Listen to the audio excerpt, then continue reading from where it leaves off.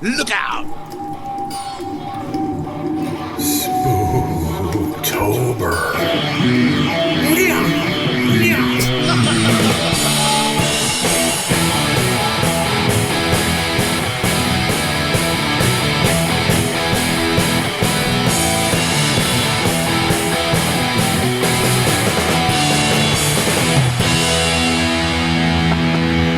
Oh, yeah. Welcome to Pot of Thunder, the recognized symbol of excellence in rock and roll podcasting, brought to you by Blue Microphones.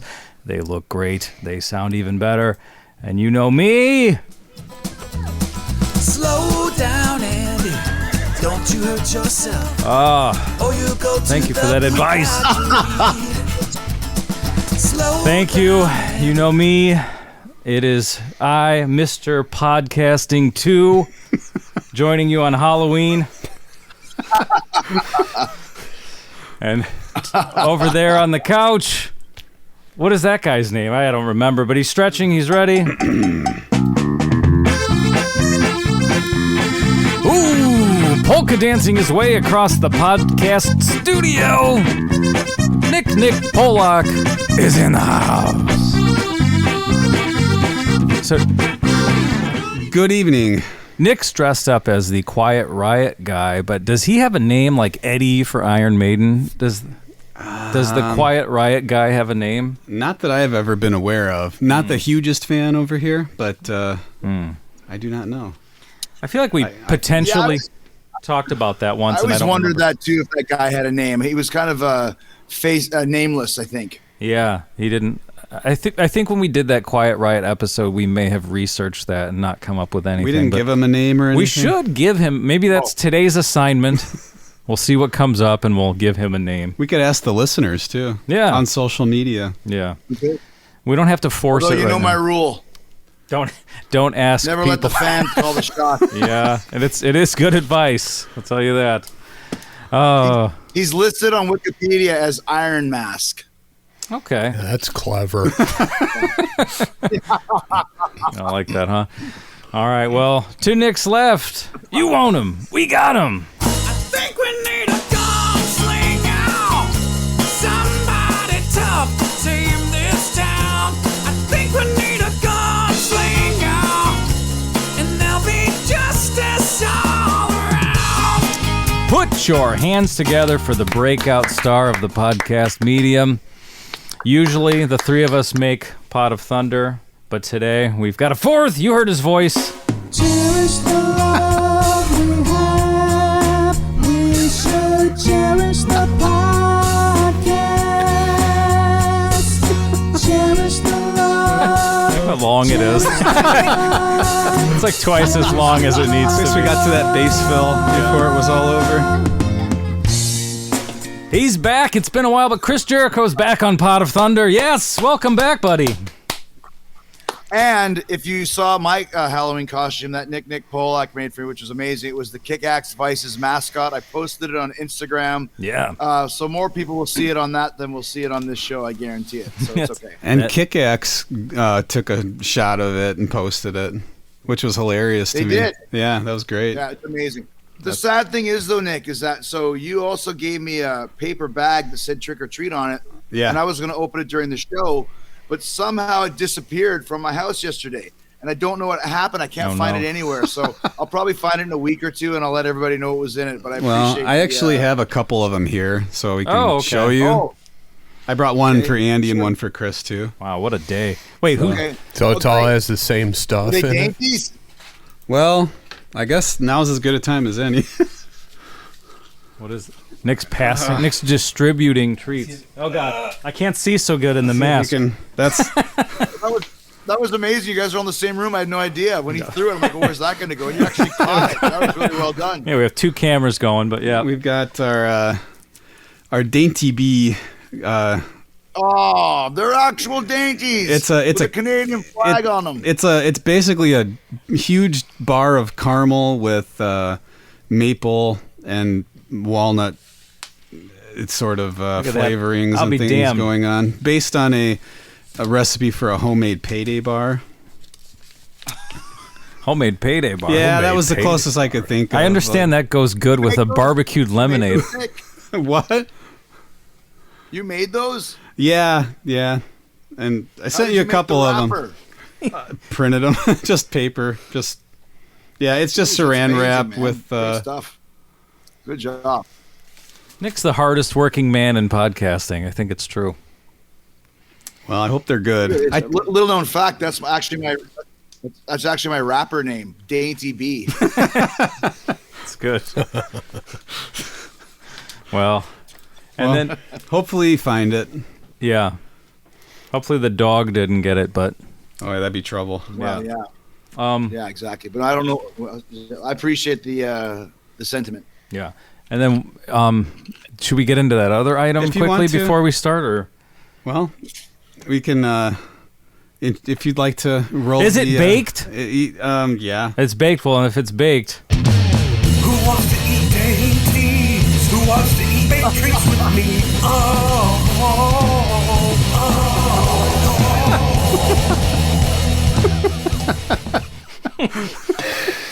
You got to give Chris L an A+ for just going for it. yeah. I was complimenting him earlier on his. He goes behind the beat after a while and then adds the vibrato, and it's amazing. And it's like not even close to being in tune, but it's still amazing. Hey, Love it. doesn't matter. Yeah, who needs Doesn't to bother with that? It's got all It's too the much attitude work. and swagger that you need, right? It's too much work. Who wants to eat dainties? Who wants to eat dainties? So, Nick, let me ask you, what in the blue hell do I have in All front of me? right, Because well- there's another treat. Now that's supposed to be standing up, but it fell. Oh my God! There's Look at this there's, thing. there's an effect there that's supposed to be going on. Look at this. How am I supposed to eat all this? A little ghost banana? No, What that's is an it? actual recipe that I stumbled upon on Pinterest. From You're like just stumbling from upon like the 50s. banana ghost recipes. It's called banana spook cake, Easy. and it's like, you've got the banana ghost with the chocolate chips. Mm-hmm. And I showed it. So yesterday, when I was starting to make it, I showed the picture to. I had 3 women in the kitchen with me and showed it to them, and the looks that they gave each other when they saw this, with all the bananas protruding from the top of the cake. They did themselves in with it, probably. They were thinking this was like an anvil cake or something like that. They said, send me that recipe. All right. I'm just surprised that guys are allowed to go on Pinterest. I thought that was only for housewives. Well, All right. Well, here we are. It's Halloween Day as people are listening to this episode. Wow. So a little. Happy Halloween, everybody. Yeah. Happy Halloween. A little. And one thing- I don't know. I don't know if Andy and or if Nick and Mysterious Chris L know what the song is. Obviously, you guys know because you saw the headline. Yep. Of the podcast. It's a complete surprise. I have no idea what I got myself into today. so Andy knows. I know. I know. It's just the Okay. Chris's who don't. Yeah, we don't know. Chris's don't know. Yeah, typical Jones Brothers bullshit against the offspring of Teddy Irvin. There you go. The two preeminent singers of Who Wants to Be Lonely by Kiss do not know what the song is. I didn't want to say anything, but the some of the other guys in quarantine have approached me, and they're like, "We're tired of playing second fiddle to this guy's wrestling and/or Fozzy career. So, if you're available, let's do some shows." Tired of playing second fiddle to this C-list celebrity. Exactly. So, I think that's come up. Dainties. Okay. It's gonna be a good one. So we're warming up for Halloween, right? As we're listening to this, probably everybody. I know what it is, but this was a Nick decision, I guess we would say. This came from Nick. This was my suggestion. So, Nick, tell us what you want to tell us before we reveal it, and then we can get to that point. Just it's a song that fits the day today, and also I thought for sure if we can get Chris J, it would be very much appropriate.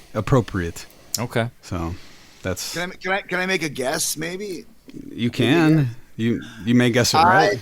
Although I know how much the mysterious Chris L, hates long songs, I'm gonna guess. Once again, I have no idea. Well, I'm gonna guess that it's the edited version of Halloween by Helloween.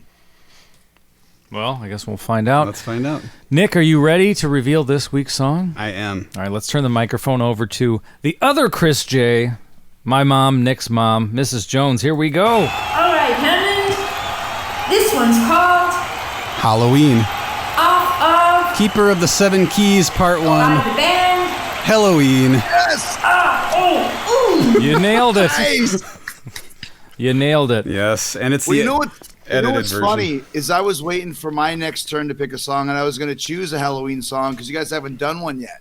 Right. So this is great. This is very apropos, and much props to the other Chris J, by the way. Yeah, I figured since you're here, we can have her take your spot for the intro there. And this was actually suggested during this month.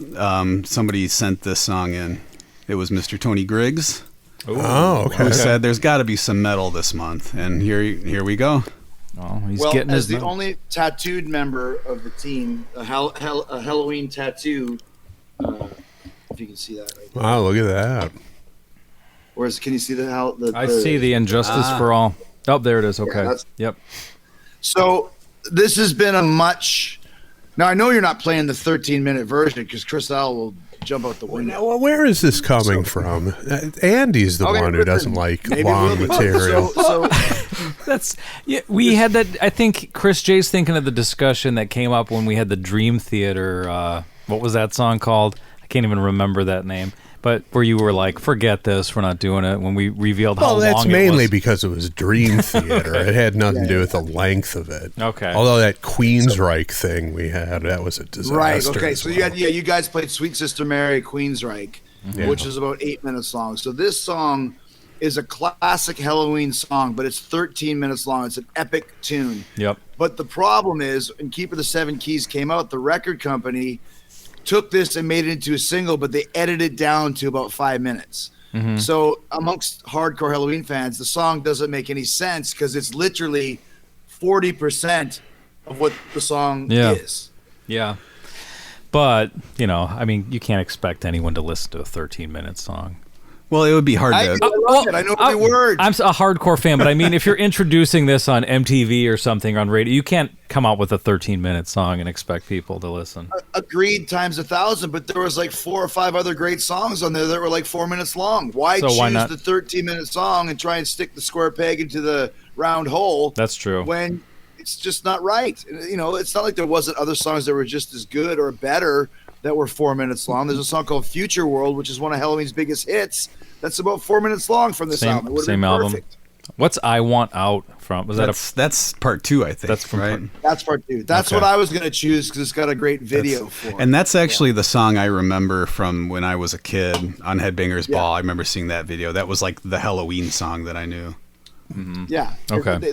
So Halloween, just so you guys know, and once again, I don't want to get off on a tangent here, but Halloween is one of my top 5 all-time favorite bands, and they are fucking massive in every country basically in the world with the exception of America and Canada, North America. They just finished a tour of Mexico, South America, and Brazil that was drawing upwards of 12,000 to 15,000 people a night. Wow. Okay. So and this is 35 years later into their existence. They play Budokan in Japan. They headline Wacken, which is 100,000 people. So this is a really big deal. And they just reunited with the original vocalist, Michael Kiske, who's on Halloween, and their other singer, Andy Darris, who's been there for years, and their first singer, Kai Hansen. So they have 3 singers, 3 guitar players, a bass player, and a drummer, and they're fucking massive. So somehow they're able to make 3 singers work live. Not just with the song selection, but with the egos of 3 people. Yeah. So these guys must be cool with each other. Yeah. And they split up the singing, and it's really cool. So when you hear Michael Kiske, I don't know, Chris L, are you familiar with Halloween at all? Not really. It kind of eluded me over the years. So very much a Bruce Dickinson style singer, one of the all-time great power metal singers. And Halloween is also, in my opinion, the very first power metal band because when we discovered them in 1985, they were the first band that played as fast as Metallica, but had the harmonies and solos and melody of Iron Maiden.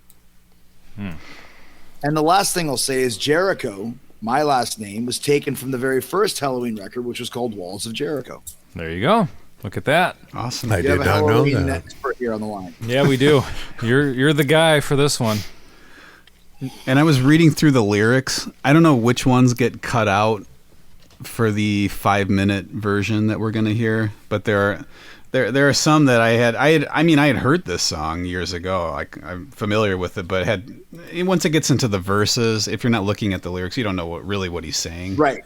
And pretty surprised and delighted by a couple of the lyrical choices that are in here. So if it's not in the song, I'll bring it up during it anyway. There's a lovable mid-50s, mid-60s, mid-70s cartoon character mentioned by name in this song, which I'm sure Nick has already. 2 of them, yeah. Okay, that's right. Yeah, I've heard this song several times, and I don't know.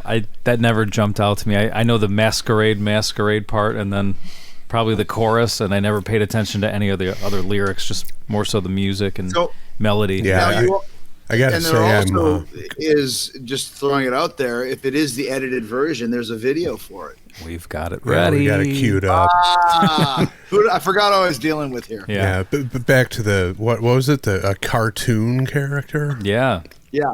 Yeah, I gotta say, I'm hoping for Foghorn Leghorn here. I'm completely unfamiliar with this song, so I'm just gonna wing it and say I'm pulling for Foghorn Leghorn. You never know. Could be. And then the next line could be about that little chicken hawk who always tries to take him down. These guys are German, correct? Is when the German singer tries to imitate the Foghorn Leghorn. That's what I was gonna say. The I say part. And this is my second selection of the month. Another German band. 2 German bands I went with this month. Who was the first one? Scorpions. Oh, Hellcat. Yeah. Yeah. I've never heard that song before. I got to listen to it. Oh, it's crazy. Off Is the it wall a Willie stuff. John Roth song? Yeah, and lead vocal too. Yeah, He sings lead vocal. he does. Mm-hmm. Wow. Klaus was off. Klaus is relegated to tambourine and maybe a conga or two. Shaking his hips for the most part. Mostly dancing in high-heeled boots or whatever, those platform shoes that he would wear. Yeah. With his size 24 jeans. A tiny man dancing up The there. guy who wrote this song, who wrote Helloween, Kai Hansen, had the same hairstyle as mine. Okay. But instead of wearing a hat all the time, Kai now wears a wig. Okay. And it's an awesome wig. It's a great wig. But you're saying he does now. What did he wear in whenever? Nothing. He just was, you could tell he had the Ralph Malph hair where you could tell he was going bald. Like a Kevin Dubrow You'll kind see. of a thing. Okay. Yeah, exactly. Yeah, just like Iron Mask, your costume. There. Man in the Iron Mask. There you go. That's right. All right. Well, are you guys ready? Yeah. All right. Fuck yeah, how could we not be? Let's take a quick commercial break. I'll be right back with Helloween by Helloween.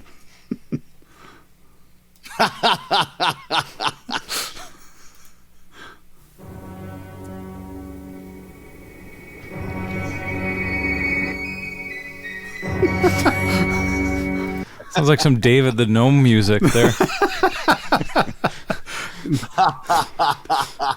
Got a Spinal Tap vibe going so far. Once again, they edited this song down, and not only that, this is the intro to the album. There's about a minute-long intro to keep it the same keys. So they not only do they have 13 minutes, if that wasn't long enough, they added another minute and a half of intro that they edited down. So this is like a 3.5 minute song now with an intro that's very long. Yeah, well, that little intro is from the. So they're not, as if the song wasn't long enough. They're now adding intros to it, and then cutting it.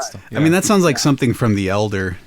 With it really is. A sort of a flute, sort of an interlude. Like, what the fuck were they thinking? Yeah, and it was at London Bridges, I think, was being played partially on the Walls flute. of Jericho, London Bridge. Ah, okay.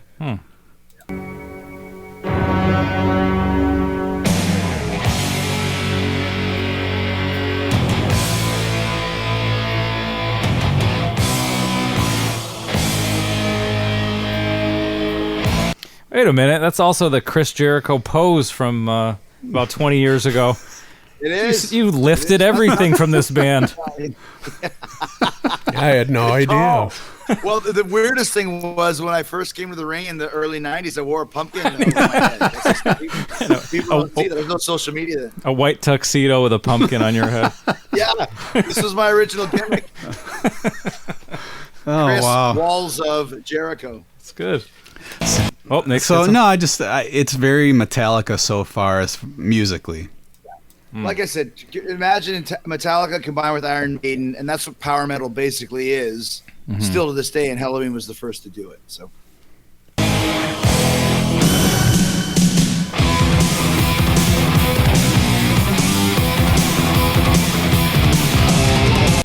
Now I realize this is the edited version, but when I went back and researched this song a little bit to, see if it was going to work for the episode, Yeah. I was like, wait a minute, where's the opening gang vocal chant thing during the slow part? Mm-hmm. And I asked Andy, and he said, no, that was done in a cover version. What was the band's name? I forgot now. But there was a cover version Andy used to listen to years ago all the time. Really?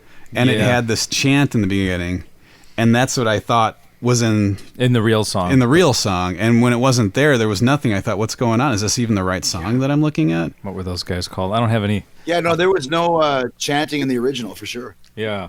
Yeah, it was "Save Us from the Evil One," right? Was the chant? Yeah, over that. Oh, really? Because that comes up later in the song. That comes up later, yeah. But they did it like right off the bat before this part. What was? Oh, wow! I never heard that version before. They had it's like a Helloween name, like a tribute band or whatever, where it's got like the references of the language it was of the a band called Walls of Jericho. Was it Walls of Jericho? I don't think it was. I don't think so. I'll find it.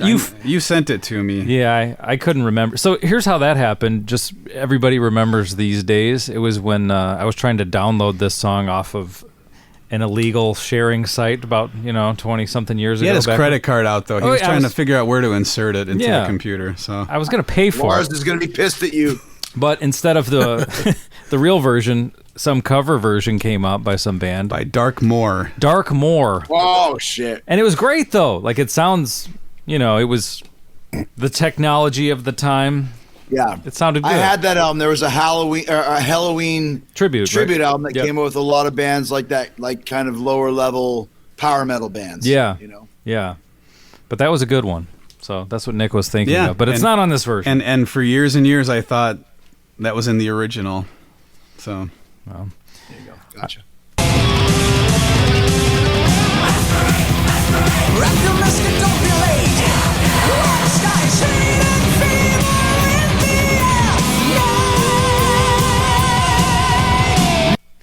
I got to say, it does seem like this just comes out of nowhere. It doesn't get the proper build. The song won't make sense to you guys because you're all musicians. So there's no, like you said, there's no build. And the worst thing is on their new record, Helloween, which is the first reunion album with the 7 guys, they released a song called Skyfall, which is another 13-minute song that they fucking edited down to fucking 8 minutes. And I'm like, did you guys learn your lesson the first time? Why did they even do that? For a video or something? For a video, yeah. And it's like, it's a great song, but it's like, it's these songs are not meant to be edited. Mm-hmm. They're meant to be heard in their entirety because there's mood and there's atmosphere and there's build and there's dynamics, and they just they really took out everything. And once again, as a hardcore Helloween fan, this gets on my fucking nerves, especially when I'm trying to impress the mysterious Chris L with his first kind of experience with Helloween. Yeah. So he's going to think, oh, this doesn't make any sense. He's going to put it in the Mark St. John category when he should be putting it in the Bruce Kulick category.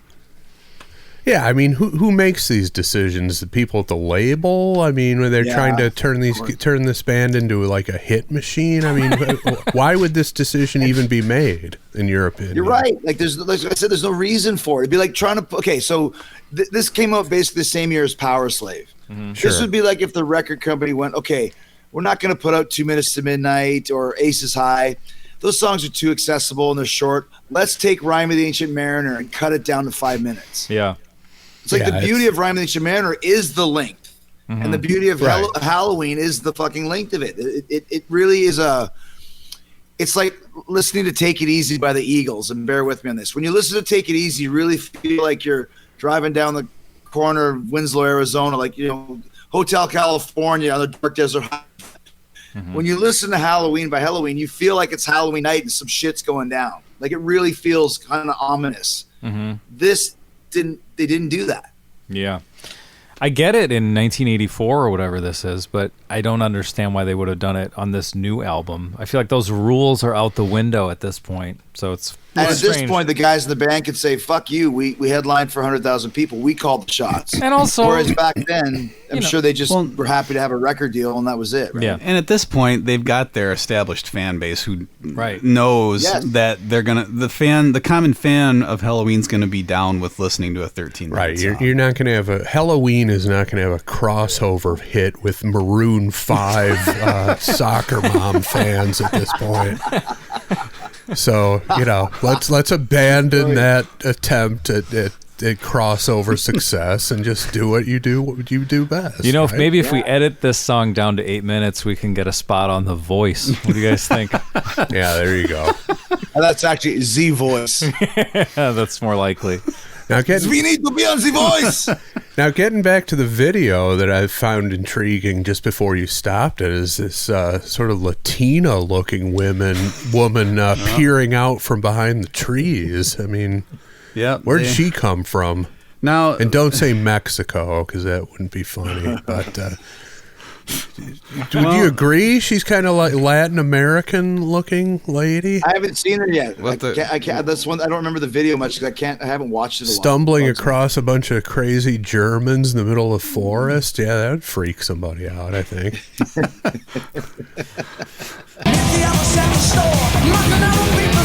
Not her.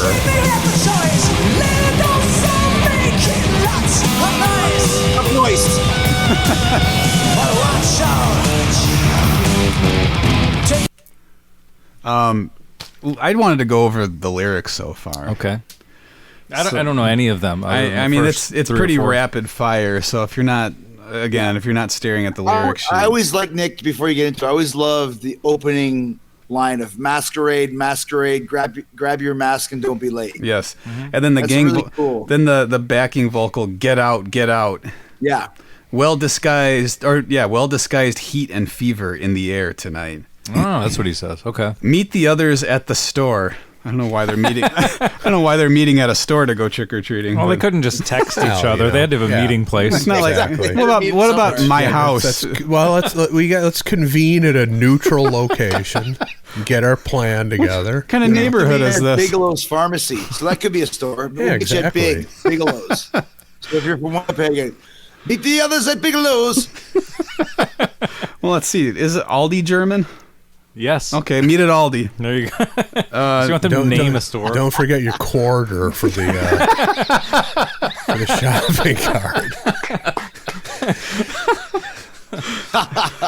Knock on other people's door. Trick or treat, they have the choice. Little ghosts are making lots of noise. But it's also pronounced noise. Noise. Little ghosts are making lots of noise. That's good. But watch out. But watch out, beware, listen, take care. And I really like this. I really like this, the way that this little, I don't know, I guess we'll call it a pre-chorus. Just the rhythm of it and how the bass and how the tom work on the drums too. Really cool sort of rhythm. That's another thing. Helloween, everybody in the band is just a tremendous player. And Marcus Grosskopf, who's still in Helloween, is one of the most underrated heavy metal bass players of all time. And I know Nick is going to go back and listen to Keep of the Seven Keys 1 and 2. And when you do, you'll understand exactly what I'm talking about. Okay. Now, back to the video. So now there are some more like Aryan-looking women coming out from the forest. And it's almost as if this is... It's almost as if this is Helloween's version of stumbling upon the softball game that the Scorps did in the I'm Leaving You video. I'm sensing a theme with these German bands sort of happening across these large groups of women in unexpected locales. There's not a hint of romance or eros or anything like that in the song, but yet there are babes in the video. Well, they're musicians. I mean, come on, But it's not like the Scorpions song where it's all about. They're Wiccan. There's got to be a Wiccan thing. You know what I mean? It's Halloween, so the Wiccans are out. Okay. Yeah, that's as plausible as anything. But I'm just loving the gaggles of women that seem to be the common thread in German rock band videos. Great. In the streets on Helloween, there's something going on. No way to escape the paranoia. In the streets on Helloween, the spirits will arise. Make your choice in paradise. Very Maiden type of chorus. Yeah.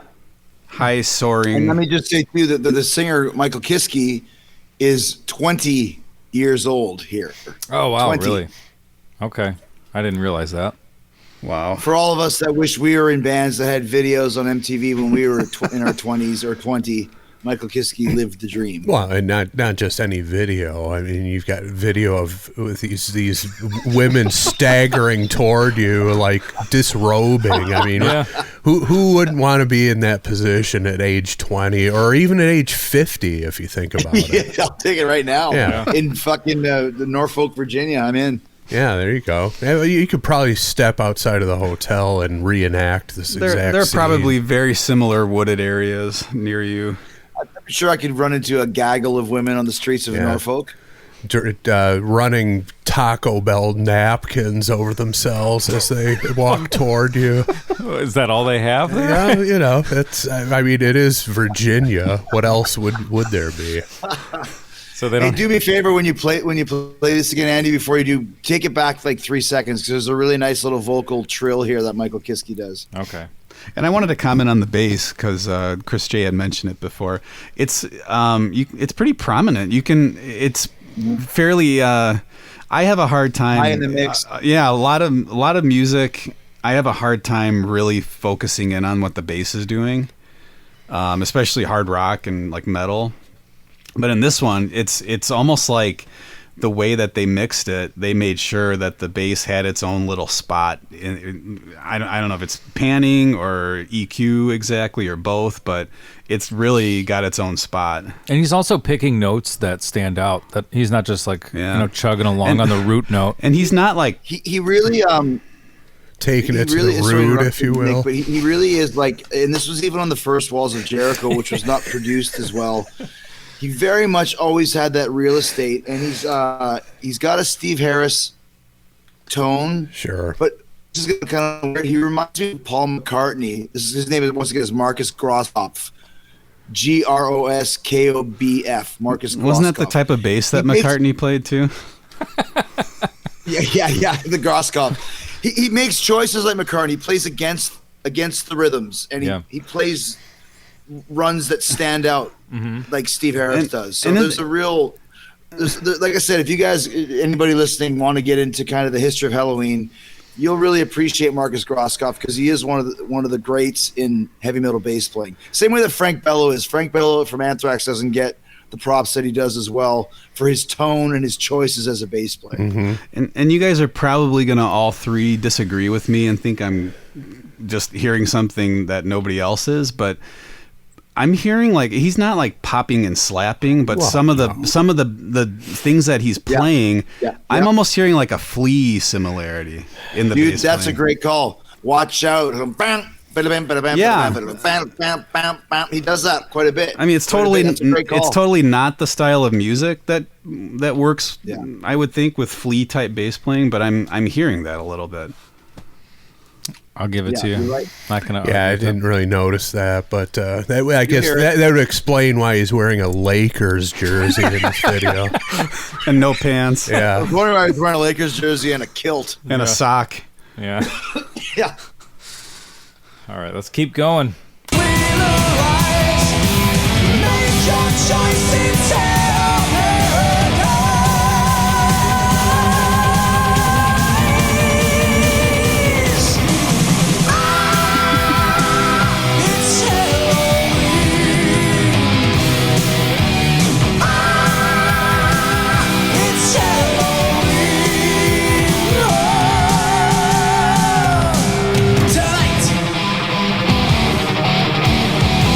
are. Look at all them coming out behind the trees. Yeah, after the pumpkin head guy with the,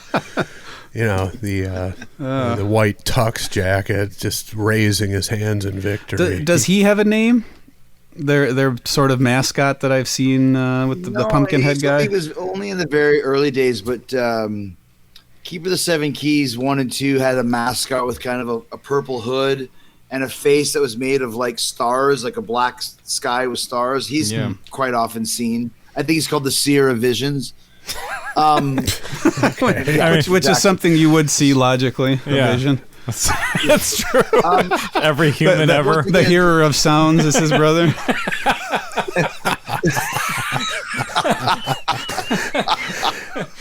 The hearer of sounds is amazing. Once again, so they this chorus. There's another verse and chorus that goes into this part. So this part kind of comes out of the blue. Now it just the butcher's cut is just it keeps happening over and over again. To where like this song doesn't make any sense, and the edit does not. But keep in mind that chorus is so good, which leads to the next verse.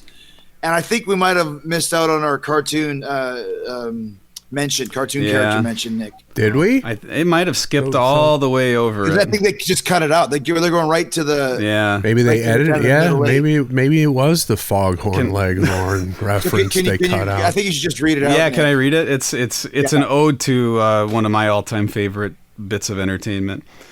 Someone sitting in a field, never giving yield, sitting there with gleaming eyes, waiting for the big pumpkin to arise. Bad luck if you get a stone. Oh, it is. Chris and I could tell you about that. Me too, but you know, like the good old Charlie Brown, you think Linus could be right. The kids will say it's just a stupid lie. And it's like it's such an interesting encapsulation of it's the Great Pumpkin, Charlie Brown. Mm-hmm. He's sitting in a field, never giving yield. People are telling him he's crazy, and he's like, no. The Great Pumpkin's coming. Is that what this whole song has been about? Well, there's a verse that's cut out that's just all about that, and it's interesting too because once again, this is from Hamburg, Germany. Like they must have showed the Great Pumpkin, in German. And I also like what is the line about the stone? Bad luck if you get a stone. And of course, in America, it's I got a rock. I got a rock. I got a Snickers bar. I got a bag of peanuts. I got a rock. Yep. But in German, that translates to I got a stone, which is kind of cool. Yeah. Well, and he said waiting for Big Pumpkin to arise. I mean, it's the Great Pumpkin, Big Pumpkin. It's like it's kind of like they don't want to say it outright, even though they say Charlie Brown and Linus in it. Or also, is that the translation from German to English? Could be. You watch this. Yeah, probably. I mean? Like they mentioned Charlie Brown by name and Linus. What are they going to care about the Big Pumpkin or Great Pumpkin and Rock and Stone? That's true. That's a good point. So I think Kai Hansen was influenced by the Great Pumpkin cartoon when he was a kid. It would have been around for almost 20 years at that point. So yeah, they watched it just like we did. I mean, I don't think he's much older than them. He's probably late 50s. So. Same childhood, influence. I think at one point. Oh boy! Yeah, I could seal it. Get ready for one of the worst jokes you've ever heard. Here it comes. My face. I'm gonna put my mask on. Okay, I think at one point, Big Pumpkin was a term of endearment for Hitler. So.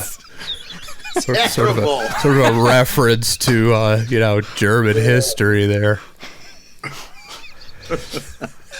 Heil Big Pumpkin. Big Pumpkin.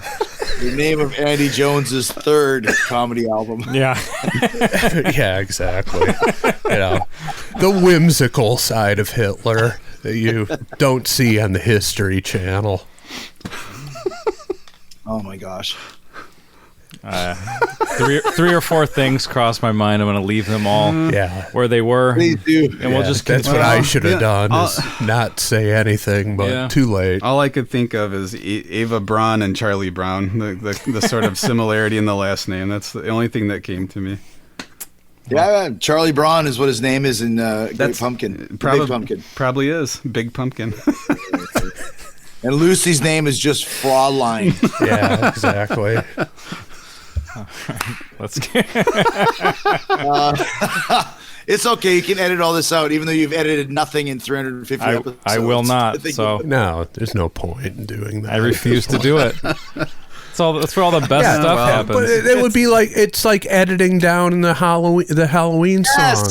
You don't cut out the prime material just so you can appeal to Maroon 5 fans. I mean, that's just not what you do. Yeah. You ever listen to a podcast where they edit between every line? Yes, it's difficult. It's so bad. listen to. It's crazy. But it's like, how much time do they spend doing that? It's like you're fucking mentally ill if you're that obsessive about it, or you're that shitty that you can't even do a stream of consciousness program. I think a lot of times it's partially what you just said, and partially when you hire like a seasoned audio person who doesn't really do that.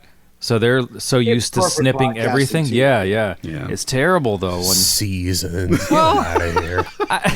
It's a different medium. No, I know what you're saying, but it's like know the situational awareness is what you need. If you're truly seasoned, you know the room, you work the room. They got to get it down as short as they can. But there just might be an ironclad sort of a rule imprinted in them that.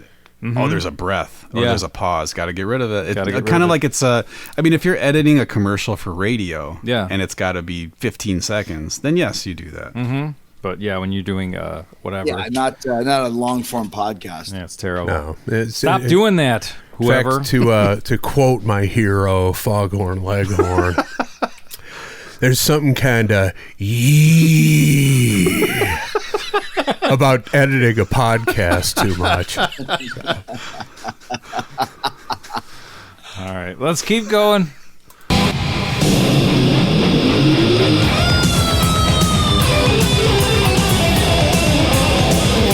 Andy, can you just take it back to like 150 so we can just witness this terrible fucking edit here? It's one of the worst ones. That was weird.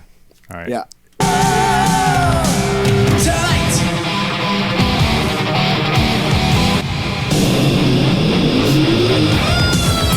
That is horrible. I mean, it's terrible. It's like if that was a movie, that'd be like someone driving on the street and edit to like somebody in their house. Like there's like they didn't even try on that one. Yeah.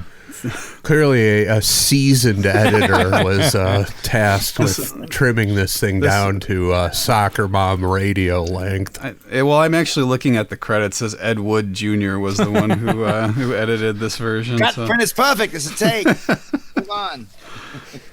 And I'm noticing in the video this guitar solo.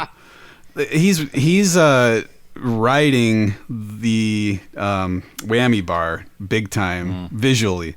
Yeah, I don't hear it at all. I'm not sure if that was a call by the director of the video, like it's sexier or something. Another part of the song, they just fucking threw it in. Maybe. Exactly. I was just about to say it's probably part of the solo that got cut out, but they just matched up because he's soloing. So yeah, just throw that on. I mean, I haven't seen anybody ride the whammy bar like that since like Neil Young doing Rockin' in the Free World, the solo or something like that. Well, he is performing for a forest of women, so I mean, he is trying to he is a guitar player after all, so he is trying to, And the interesting thing is that's a 1987 Gibson Foghorn Leghorn model that he's playing. It's really interesting. It's got a great tone to it. Yes, it does. But yeah, no, he's got women coming toward him, so he's doing all he can to moisten another region or two. And my first guitar was the Epiphone Chicken Hawk. Actually, They made it in Korea. I had a fucking Vanguard Big Pumpkin, so it was all right.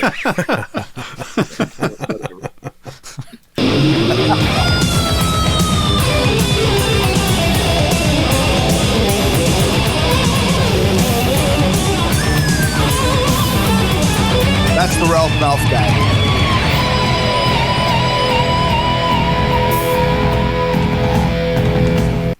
Was that solo edited too? It sounded like, because it there's went from one Dude, guy to that the solo other. goes on for like 3 minutes. Yeah, it had to have been. There's a pretty noticeable cut in there. It goes back and forth for like 16 bars, and there's a great fucking harmony part, and there's some trade-offs. I'm surprised they even left it in at all for this edited version, because usually that's the first stuff that just trying gets. to, You gotta have instead of just something, like playing like the first 5 minutes or something and just fading it out, they are trying to put every little part of the song. They're putting 5 seconds of this and 10 seconds of that and 30 seconds of this. It just turns into like a heavy metal jambalaya that doesn't work out very well.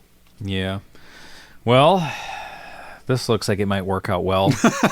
This woman approaching, she's walking like Pumpkinhead, and she's kind of got like a Courtney Love walk going on. Nice. here. And a Courtney Love look. Yeah, With the shoulders and everything. She's tugging at her, outfit around her waist area. So clearly, all that whammy bar work cast its spell on this woman. So It's actually nice job. in Germany they call it a wang bar. Well, yes, they do. A wangy bar. A wiener schnitzel bar. Who is the guitar player? What's his name? Kai Hansen is the Ralph Melf guy, and Michael Wyckoff, aka Wykey, is the he'd be the nonstop Potsy whammy guy then. What's that? He'd be the Potsy to the Ralph Melf. Yeah, he'd be the Potsy. Yeah, Potsy's always in the whammy, and Ralph's always got the bad hair, telling jokes and making out with himself. There's actually a scene in the video later where Kai Hansen's doing it.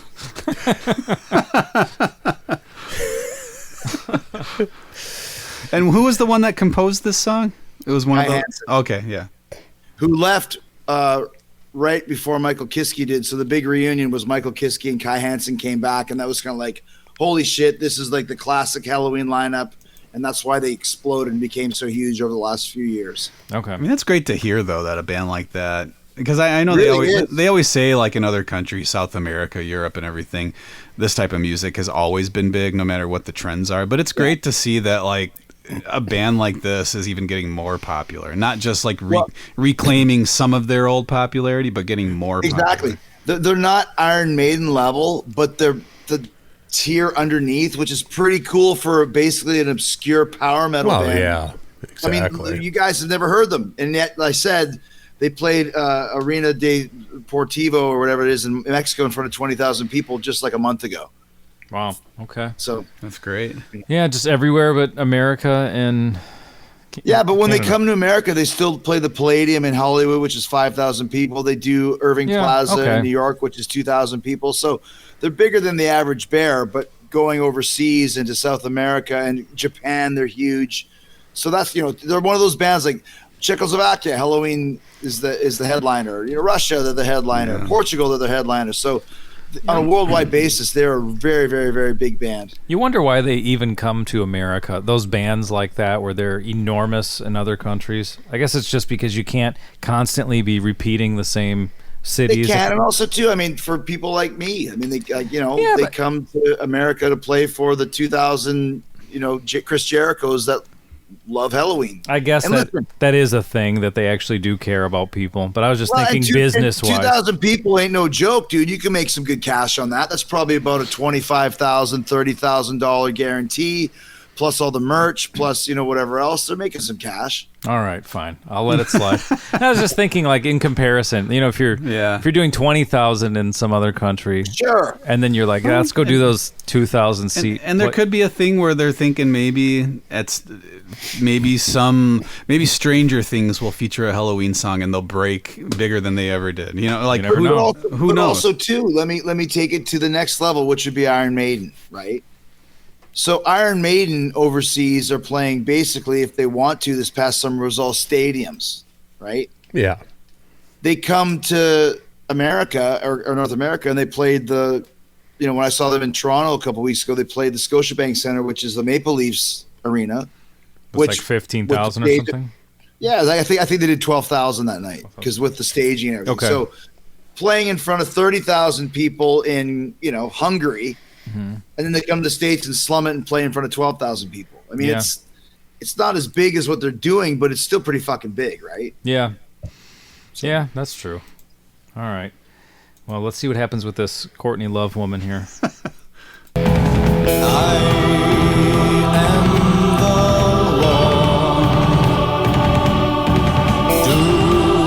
There's your bleep notes. What is that? I was gonna say, if you listen to the bass, those are your flea notes, Nick. Yeah, exactly. Yes, he's covering "Nobody Weird Like Me" on the bass. Yeah, good call. Yeah, I was gonna say I was almost ready for them to bust into higher ground at some point. Yeah, totally. Now make your choice. Redeemed or enslaved.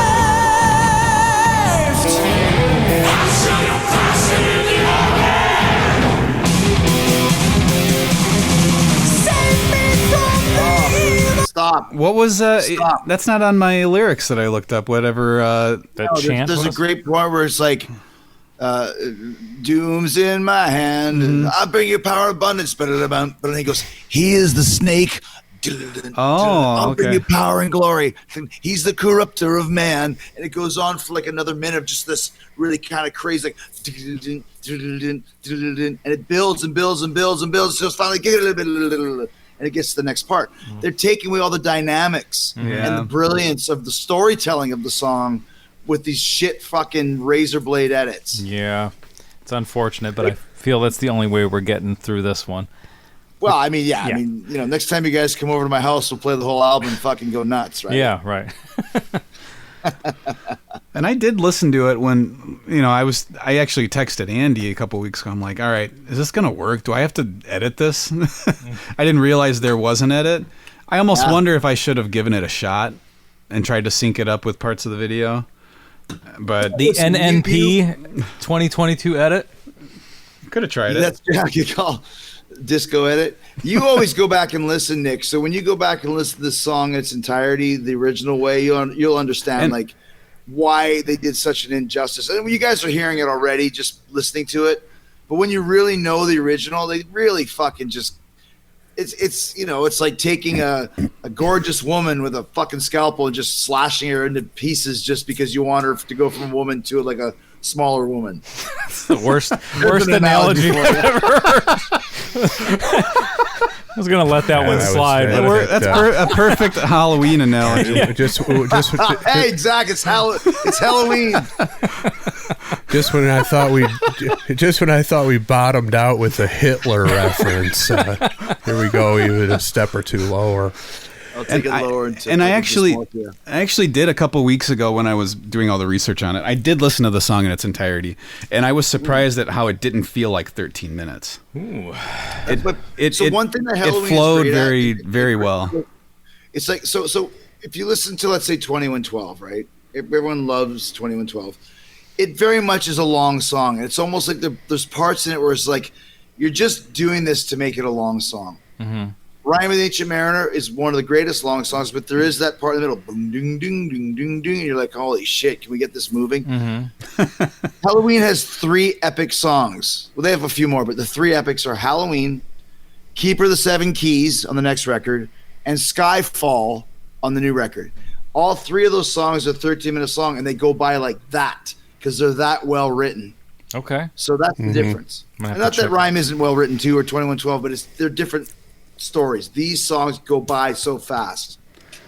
I have to check out that new Yeah, album. and it does come off as one cohesive song because a song that I was thinking of throughout this whole, we're talking about long songs, and a song we brought up before that we never would dare probably to cover on this podcast, but it would be "Supper's Ready" by Genesis. Yeah. And that in reality is just like, I don't know, 6 or 7 songs, just kind of they're Well, you're right. It's very different from passage It's to almost passage. like the Abbey Road medley. Yeah. Right. You guys are Beatles fans, so it's amazing. It's 20 minutes long, but it really is just a cobblestone of songs. Like, here's a minute long idea. Right. There's no thread to it. Like Dream Theater will have the overture, and like there's overture means like you hear the stuff at the beginning, you're going to hear throughout the song. You don't get that with, like you said, like Supper's Ready or with the Abbey Road medley. With these songs, all 3 of these long Halloween songs, they all really connect, and they're very fucking well written. And that's like in the last kind of mid-level Fozzy era, we had a song called Wormwood and a song called Storm the Beaches, which were completely influenced by Keepers and by Helloween. Rich Ward didn't like the idea, but I always love long songs, like well-written long songs. And Storm the Beaches off Sin and Bones is, I'm not going to compare it with these tunes, but it goes by fast. We really nailed it. And then we realized, why the fuck are we writing 14-minute long songs about World War II? We're not Iron Maiden. We need to write 4-minute songs called Judas that would go gold. Yeah, but that's probably pretty great to know that you could do it really well. You got to do it. Yeah, you got it out of your system. One of my dreams always was to get Derek Sherinian, who played with Kiss and played with Dream Theater and played with everybody, Billy Idol now, and do Storm the Beaches live, because it's got a lot of kind of keyboard parts and there's a lot of samples and sound effects and stuff. He didn't play It'll on never it happen in the studio, Rich right? Ward will never allow it, but it's like that's a really good long song like these ones. Did he play on it in the studio? Or are you just thinking? No. Okay. We had another guy play keyboards in the studio, but I was just like, Derek told me, like, I love this song. Oh, cool. I'll play it live with you guys anytime. Somehow he found it. And I was like, fuck, dude. Like, Rich, Derek wants to play. He's like, great. We're never doing that song live. That's not happening. We'll talk to him next time he's on. Exactly. Yeah, Tell him, next time you have on for Carib and Queen, fucking swerve him and put on Storm the Beaches instead. We can do it. We can do it. Now, I'm already looking forward to the next time we're at Jericho's house and get the text at 4 a.m. It says, "Keeper of the 7 Keys listening party in 15 minutes by the pool." And meanwhile, you're lying on the couch wearing that mask that you're wearing right now. Exactly. Yes. All right. Let's continue. We're barely more than halfway through. Save me from the evil one. Give me strength to carry on. I will fight for mankind. What was that dance that guy was doing? Didn't go with the song at all. Yeah, it's almost like he's doing the Madhouse Anthrax dance. That might be what it was. And where did he come from? That guy just came out of nowhere. Yeah, I don't know who he was. So the lyrics, it starts out on Halloween, and basically what this is about, there's some kind of satanic fucking like Satan's gonna try and take over on Halloween. But the guys in Helloween fight fucking Satan and like kill him. Save me from the evil one. Give me strength to carry on. I will fight for all mankind, deliverance and peace of mind. Like Michael Kiske is now like the last bastion of the savior for the human race. Wow. That's kind of what the song kind of goes towards. It's very strange, but it's kind of cool. It's got a little bit of like an exorcism sort of theme going on here. Except for when they get to Big Pumpkin and the spirits arise, Michael Kiske now has to fucking repel them back to the crypts from whence they came and save the human race. It's pretty heavy stuff. Yeah, for a 20-year-old. Well, definitely, yeah. I was thinking that guy, the pumpkin guy, who didn't have a name, I guess we could just call him Big Pumpkin going forward. The guy in the perfect sense. In the white tuxedo, but is this a situation where somehow the power of the band Helloween combined, it like, what is that thing? It's like Voltron or something, where like it's like multiple parts of monsters and they come together. Is that what Big Pumpkin is? It's like the power of the whole band. All 5 guys come together. They all start flipping around and jumping on each other's shoulders. And then Big Pumpkin arises to kill Satan. Yeah. It's pretty fucking obvious, guys. Yeah. Well, I'm sorry. That's why they're so much more popular now. They got like 3 singers. They keep adding members. Big Pumpkin's just getting bigger. Big Pumpkin's like Manute Just wait till Bowl. Mothra comes.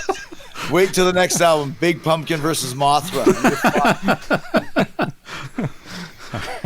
Let's keep going.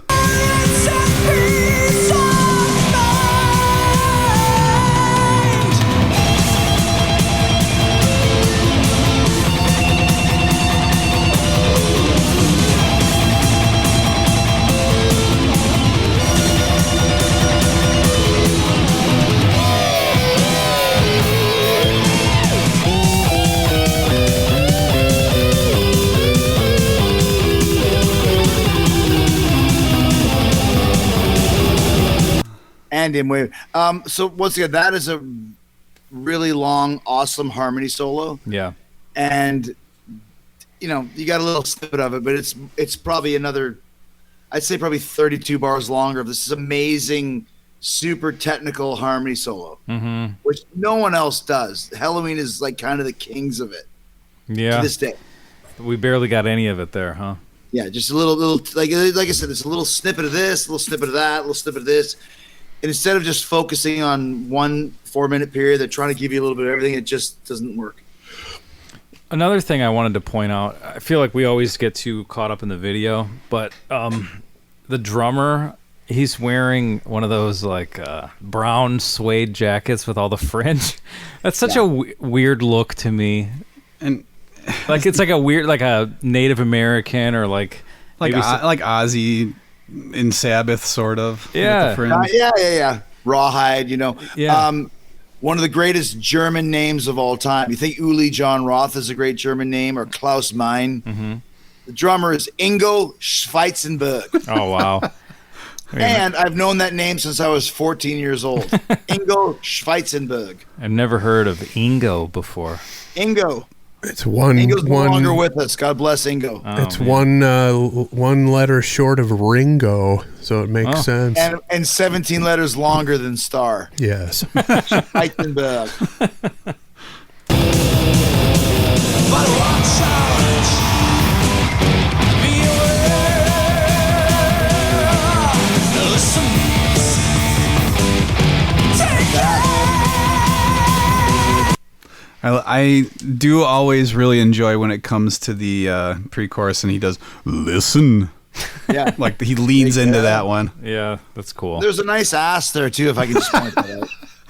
That was really nice. I think that was the guy who composed it. That was me standing that was the up. second guitar player. You were watching the wrong window. That was me.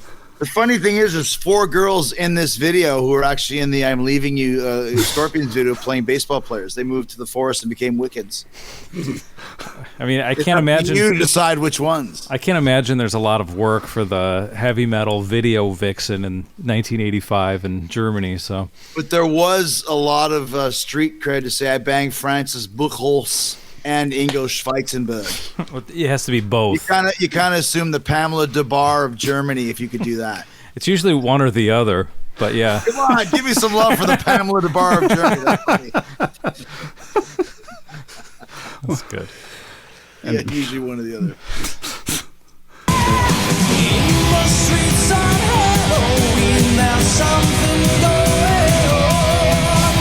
No way to escape the paranoia. In the streets on Helloween, the spirits will arrive. Make your choice in hell paradise.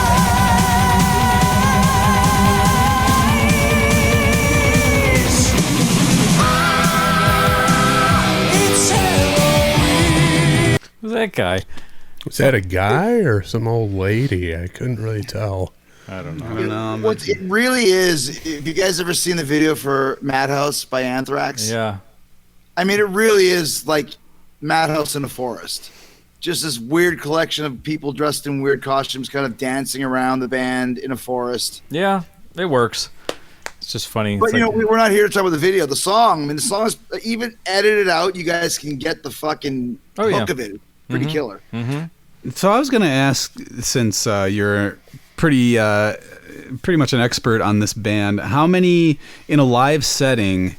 How many of the instrumentalists are adding backing vocals? Like how stacked are they in the vocal department? Okay, so Ralph Malph, Kai, was the original singer. And he didn't like to sing in place. They brought in Michael Kiske. Okay, so this era of the band, I would say Michael and fucking Kai sang the stuff. Okay. Now in Helloween, they've got Michael Kai, they've got Andy Darris, who is the other singer that came in after Michael left in '93. And so there's 3 singers that they trade kind of off, but Kai stays in the background and just sings mostly older stuff. But at this era of the band, it's just Kiske. There's no one doing any real harmony vocals with him or anything like that. Okay, so that's more of a studio thing. Yeah, I mean, on this song, it's all Kiske. Yeah, he's harmonizing with himself. Yeah. Okay. But when they do it now, because they still do the song in its entirety, it's both singers trading off, which is really cool. That is cool. Yeah.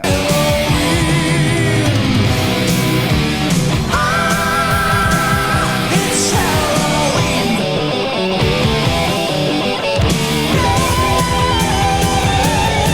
Hold on, stop. That is one of the fucking worst Rough edit. edits Yeah. in the song. That's a rough It's one. terrible because it goes, oh, it's Halloween. It's like a whole thing. And they just cut like at least a minute and a half out to go straight to this. This is like watching fucking Day of the Dead or My Bloody Valentine if you're a horror movie fan and growing up in Canada. They would put the movies out on video and edit out all the gore scenes. Really? So you'd see a guy go like, oh my gosh, it's a killer. And then it would switch to fucking people driving down the street. Like, what? Really?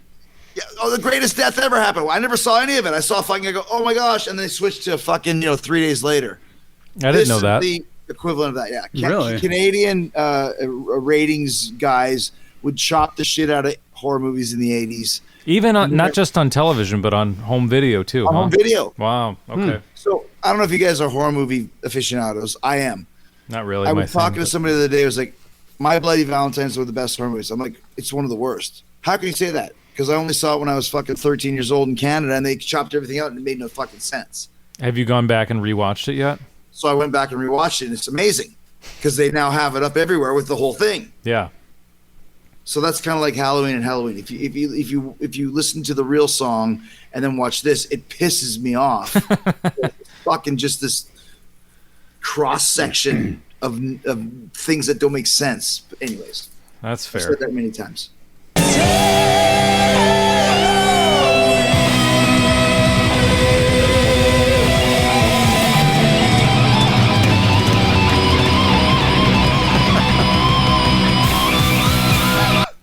All right. What's happening? They're looking in the sky, kind Okay. of confused. So that reminds me of quick. I'll do the edited 5-minute version of this story. Okay. I have some buddies. Me and one of my friends, and his brother was in a band, like a jam band. We all know them, Groovatron, and they were playing one time at a brewery in Illinois. I forget where, but Illinois near Iowa border, and they wanted me and my buddy to help with the sound, even though we're not live sound people at all. So they had a bin, just like a plastic bin with merch in it and stuff like that. Mm-hmm. And we had the contact mic. We were all the way in the back, so we could talk to the band, and the audience couldn't hear and everything. Contact mic, like we said something before the show. My buddy put it on this bin, and we forgot to turn it off. Oh boy. So during their first song, my buddy picks up the bin, and we see the band looking around like Helloween is doing over here because they just hear. So that reminded me of how this band was looking around like, something's going on. What is this? At least you weren't trash talking them or something. I think I did that a little bit too. Did you? Yeah. Oh, no. Not that. I mean, they didn't Just for warrant it. Yeah. No, but that wasn't during a song. Oh, you did it like to mess with them. No, this was an accident. So you did trash talk them accidentally. I said something later, like teasing them, but but they didn't know that they could. No, they had no idea whether that was on purpose. They were like, "What's going on? Like, what are these popping sounds that are just all of a sudden happening?" Contact mic accidentally rolled off the bin. Oh, there you go. Proof of his statement that they're not live sound people. No, Live sound people. All right, we got just a couple more seconds here.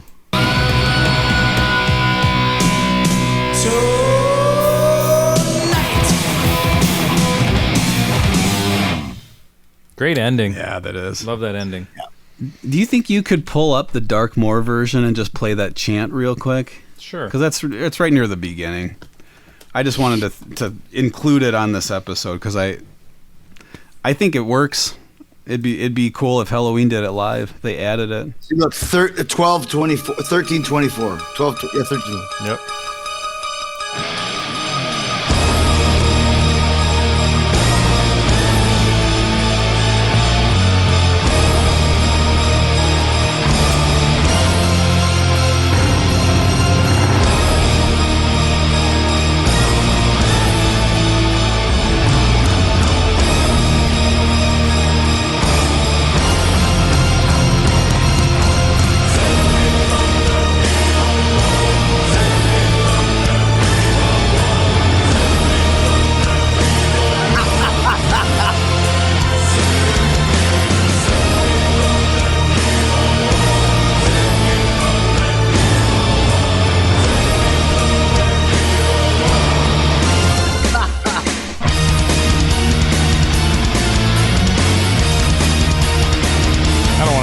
off, but I guess we should. I guess we have to. We'll give it this vocal.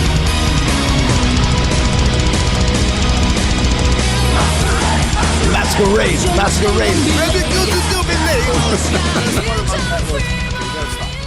All right. Well, there you have it. Yeah, I just Dark Moore's That's cover. part was it was the voices. It was very like cheesy 80s horror. Save me from the evil one. Save me from the evil one. It's like some kind of Scandinavian guy doing a New York accent. Exactly.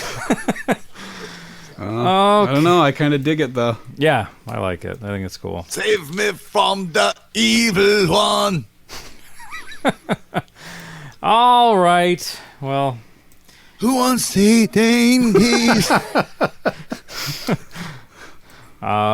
Nick, I guess since you brought this song to yeah. the show, you should True. vote first. Sweet Surrender or Kick in the Crotch. What's it going to be, It's Nicholas? a sweet surrender. Oh. It's sweet surrender. Hell yeah. Yeah, it's. I mean, even this version is pretty awesome. Yeah. But yeah, I'm gonna re-listen to the 13-minute one probably tomorrow when I get a chance. Because I remember just getting the thought that like, wow, this really works. Like, it's not excessive, even though when you look and you see 13 minutes, you think that's the first thing that pops in your head is this is going to be excessive in some way. It really didn't come off that way. It came off very tasteful. So and musicianship and everything. Everybody sounded like they were just top notch. Vocalist sounded like one of those guys, like I forget the guy's name, but the guy from Savatage who can just kind of sing whatever he wants in any key or octave that he wants. And yeah, I mean, it's just guys who can all do it at an extremely high level. Yeah. So yeah, love it.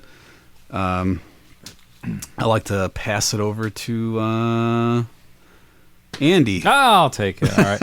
I'm going to give it a Sweet Surrender. It's sweet surrender. Hell yeah. I agree with pretty much everything you said there. This was a song, like I told you, I feel like we had some kind of, I think our brother Jay had some kind of Helloween maxi single or something. It was I Want Out, I think. It didn't have this on it though, did it? No, don't maybe, think so. Maybe. So I want out live. okay, It was a live Yeah, I record think that so. that's probably what it was. Okay. So I was gonna say I didn't. I was a little bit familiar with the idea of Helloween, but I'd never heard this song until that point, which would have been like maybe 2002 or 3 when I was doing research on the internet, and I downloaded the wrong version, then the other version too. But I think I liked the Dark Moor version better. But at the time, at least. And when you were very young, you ended up buying a piece of Halloween merchandise. That's right. Whether official or unofficial, we don't know. All right, so that's a weird story. So I'm guessing I was about 5 at this time. We went to this building that used to be a department store, but was then a flea market in downtown Hammond. All right, Hammond. Yeah, it would have been like right across the street from where that clip took place. And I don't know. It's kind of, there's some parts of the story that are missing. Like, why was I walking around the flea market with money by myself? I'm not sure, but that's part of the story when I was 5. But anyway, I saw, because, Nick and our brother Jay, they're like, they'd go there, they'd buy patches and buttons of like Kiss and AC/DC or whatever. And I must have just been looking at that stuff, and I saw a pumpkin, and I was like, oh, it says Halloween on it. That's cool. So I bought this pumpkin patch, and I didn't mean for that to be pumpkin patch, but you know what I mean. A patch of the Helloween logo. Yeah. And when our mom saw it later, she was like, "No, you can't have this. It says hell on it. You're not putting this on your jacket and wearing it to school." So it was shot down. I don't know whatever happened to it, but she either took it away or just told me, "No, you shouldn't have bought that. It says hell on it." I just thought it was celebrating the holiday. I didn't know that it was. So there's actually a quote on Keeper of the Seven Keys lyric sheet back when those things mattered that said, "Those who mistake the word Halloween for the band Helloween will be turned into a savage pumpkin. Oh, well, that explains a lot about my life. Chris J, the other Chris J, could be turned into a savage pumpkin tonight, knowing that she mixed up Halloween and Halloween. Or maybe you could be. It would be me, yeah, because I'm the dummy who bought it. Yeah. A savage pumpkin. So that's a real quote. So there's big pumpkin, there's savage pumpkin. Wow. Yeah. All right, I'll go next. All right. What's it going to be? Sweet Surrender. It's Sweet Surrender. Hell yeah. Hell yeah. Once again, one of my all-time favorite bands that I fucking love to this day. And they are pioneers. They created the power metal genre. You guys are familiar with the term power metal. Helloween was the first. They combined the speed of Metallica with the melody of Iron Maiden that we just discussed. They were kids. They were not in charge of this shitty edit. Mm-hmm. But once you know that it's a shitty edit, you understand this could be a pretty fucking great song. And if anybody listens to this and goes, "That was a shitty edit," please go listen to the real one. If you got 13 minutes to listen to, and not a lot of people do nowadays, they want quick. Listen to the real one. Listen to the real one. But there's a whole story of this song, and it builds and it grows. And this, like, I love the first Helloween record called Walls of Jericho, but it's like Kill 'Em All. Yeah. It's very raw, and it's like it's kids. This one on Keeper, the Seven Keys, Part 1, was the song where I went, this is pretty fucking cool. Mm-hmm. You know, if they're early 20s or whatever it is, but this is different. Like, I love Iron Maiden, I love Metallica, I love Priest, but this fits into that category because it's completely unique, and it's also a little weird, as we know, because we love the Scorpions. Mm-hmm. There's always a weirdness to German singing in English. Yeah. You know, and this is the next record when Michael Kiske and Dr. Stein says he took a syringe and blew out his life, or an eagle fly free. People contributed. Like, what is it's contributed. Yeah. I still say contributed and syringe to this day. Because of Helloween taught you English. As a boy. And gave me my name. Yeah. Chris Jericho. Wow. But like I said, I get it if you don't understand the cuts of the song. But if it's enough to hook you to maybe want to listen to the whole thing, you won't be let down. So definite Sweet Surrender, and we will be doing more Helloween on this show. I hope so.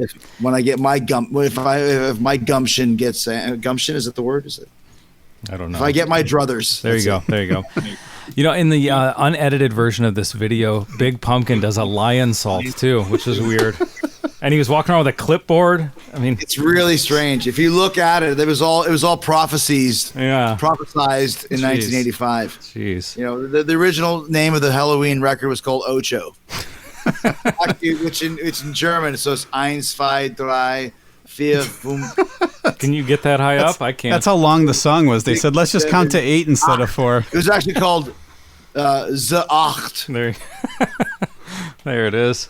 I found that single that we had. I'll hold it up real quick so you could see it. Oh, yeah. It's like... That's it. I want out. I want out. Yeah. It's like, what's his name? Yeah, Uncle Sam. Yeah. It just has that and Don't Run for Cover. Okay. Oh, yeah, exactly. Yeah. That's a 12-inch. There you go. Mr. All right, L. Chris L. Mysterious Chris L. It all comes down to you. I'm gonna give it a Sweet Surrender. Oh wow! It's Sweet Surrender. Was that the Tiger Woods clip in the background? So excited. Yeah, I didn't realize all the connections to the Jericho wrestling persona. So I thought that was the coolest thing about it. And then, first hearing it, all the talk about all the edits and stuff was kind of lost. I mean, I could hear it when you pointed out that there were, kind of clumsy edits going on in there. But like Nick, I think tomorrow I'll punch up the full length version and treat myself to you know, how it should be before some ham-fisted moron got his hands on it and tore it apart. But yeah, my introduction to really power metal, I didn't even know it was a genre of that name until I saw the Metal Evolution documentary, Sam Dunn. And the power metal episode, which I found kind of fascinating. You know, it's almost like a Renaissance fair type vibe surrounding that genre of music, and just in general, I was just kind of lost on me throughout the 80s. I just never was exposed to that kind of music before, and you know, didn't realize the massive influence of Helloween. And again, it's cool that how connected it is to, you know, Jericho's backstory, and then, you know, how they're carrying on with multiple members throughout the band's history, all back in the band. It's definitely interesting. So, and since you bring up the stage show, the current stage show with the 3 singers and everything like that, all these rumors keep floating around about a Van Halen tribute tour. It's like, why not just watch what Helloween does and do something similar? Yeah. But obviously you heard of like the kitchen sink idea that VH had of having, you know, Roth, Sammy, and Gary Cherone. Like, you know, people bag on Gary Cherone, but the dude was only singing the songs that fucking 80 gave him. Yeah. I mean, there are some fucking good tunes. There's 2 good songs on the record, in my opinion. But, you know, and that's what and the thing about Helloween that's really cool. So Vikey, the whammy bar guy, the wangy bar guy, the 2 guys that kind of carried Helloween through the 90s and 2000s that were the original members were Vikey and the bass player Marcus. And when I met up with them in 2018, Fozzy played a show in Hungary with Helloween. Wow. And I flew in a day early to go see them. And I hooked up with the guys who did a podcast. Now, Vikey's nuts. Like, if you go on social media, he's so crazy. He's like this weird guy. And they took a van, and there wasn't enough room for me. So I got in a car with the promoter, and Vikey got in the car. And it was like, oh, this is going to be so weird. And he was like the fucking nicest guy. And he said to me, he's like, I'm not going to do the accent. You don't need to hear the accent. Yeah. He said, listen, I know who you are. I thank you so much for always being a fan of our band. I know your story. I know the Jericho story. And you don't understand how much you have helped our band in North America and just in general. Wow. So thank you. And I was like, oh, Vikey's a weirdo. What am I going to talk about? And he was like, thank you. And I was like, that's pretty fucking cool. Didn't expect that, huh? I didn't expect it. And he was like, he's a unique guy, as we all are. Yeah. But it was like, when he said thank you, I was like, fuck, man. Like, as a fan, you always like, you know, like, as a fan, it's great, but actually to be face to face with these guys and have them say thanks for your support, like, it's like that, it means a lot. Oh yeah. Made me an even bigger fan of Helloween. Yeah. You know? That's really cool.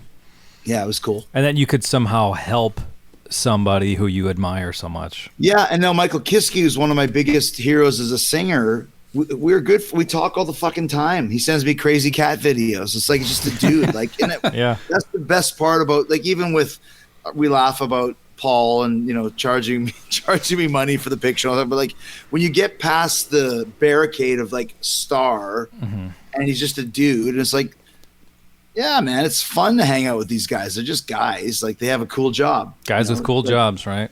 Hanging out with you guys. Like, we just have fun vibing on similar shit. So, yeah.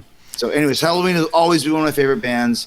Top 5 for me to the day the fucking cows come home. I'm actually even postponing I'm working a Fozzy tour to not have a show when they play in Tampa in May, because they're doing a U.S. tour. Oh, and they're coming to Chicago, so if you guys want to go, it's going to be worthwhile because they're a great fucking band. All right, good to know. Are they really? I wonder where they're playing in Chicago. They just announced it in May. They're doing like 12 shows, which is a lot for Helloween to do 12 shows across the states.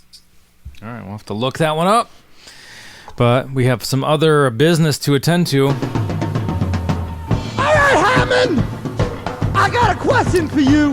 Paul Stanley wants to know why that 5-year-old boy has a pocket full of money and he's by himself at the flea market. Well, if I may say, it's similar to your comedy routine. The quote you had about that, it was a different time. There you go. So there you go. Oh, that's all that needs to be said about that's all that needs to be said. That Yes. comedy routine. Right. The Helloween's playing at the Riviera, which is a cool theater in town. Chicago? Yeah. Probably what would you guys say? 2,000 seats? I was gonna guess 2,000 sure. seats. That's what we were saying. That's their level here in the States. But they'll sell the place out. Oh yeah, absolutely. It's a cool venue.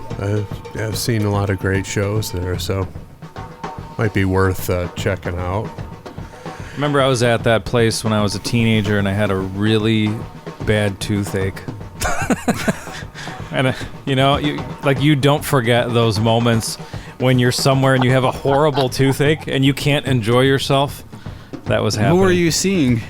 I forgot, but it was you drove, but we went to some show there. I don't remember if it was Rancid or something, but it would have been like 97, 98. Probably Rancid. Probably Rancid. But yeah, I just remember like not being able to have any fun because it was that where like every few seconds it would shake you to your core, and then I had to get a root canal later. But it was like I didn't have any medicine yet.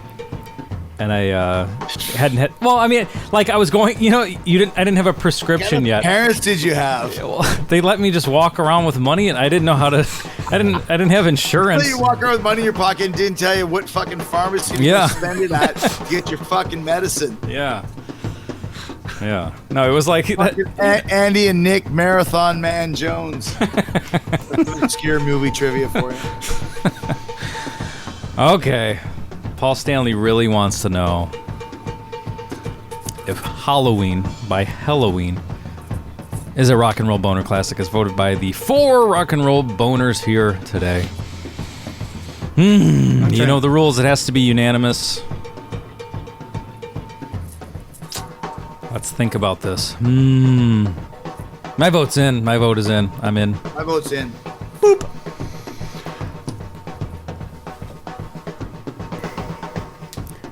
I've got the Richard Dawson pursed lips look as I'm about to put my card in the slot, contemplating my vote. Trying not to overthink it here, so my vote's in. All right, that's 3 of 4. Nick's still thinking. He's got a lot on his mind. Don't overthink it, Nick. I know what you're pondering. I can tell. I was pondering the same thing. Put it out of your mind. I know exactly what you're debating. Wow. Mind reading happening on the couch over there. I'm glad I've got a few feet of distance from you guys. That's what happens when you knew what I was thinking about. Podcast together for almost 10 years, I guess. Yeah. Reading each other. Yeah, I'll say that I have my vote submitted. Okay, it's in. Well, let's go. Chris J, Andy, Chris L, Nick. We're going to go in a straight line, starting with the computer right here to the back of the room to Nick. I'm first. Yes, sir. Rock. And roll. Boner. Nice. And he got it!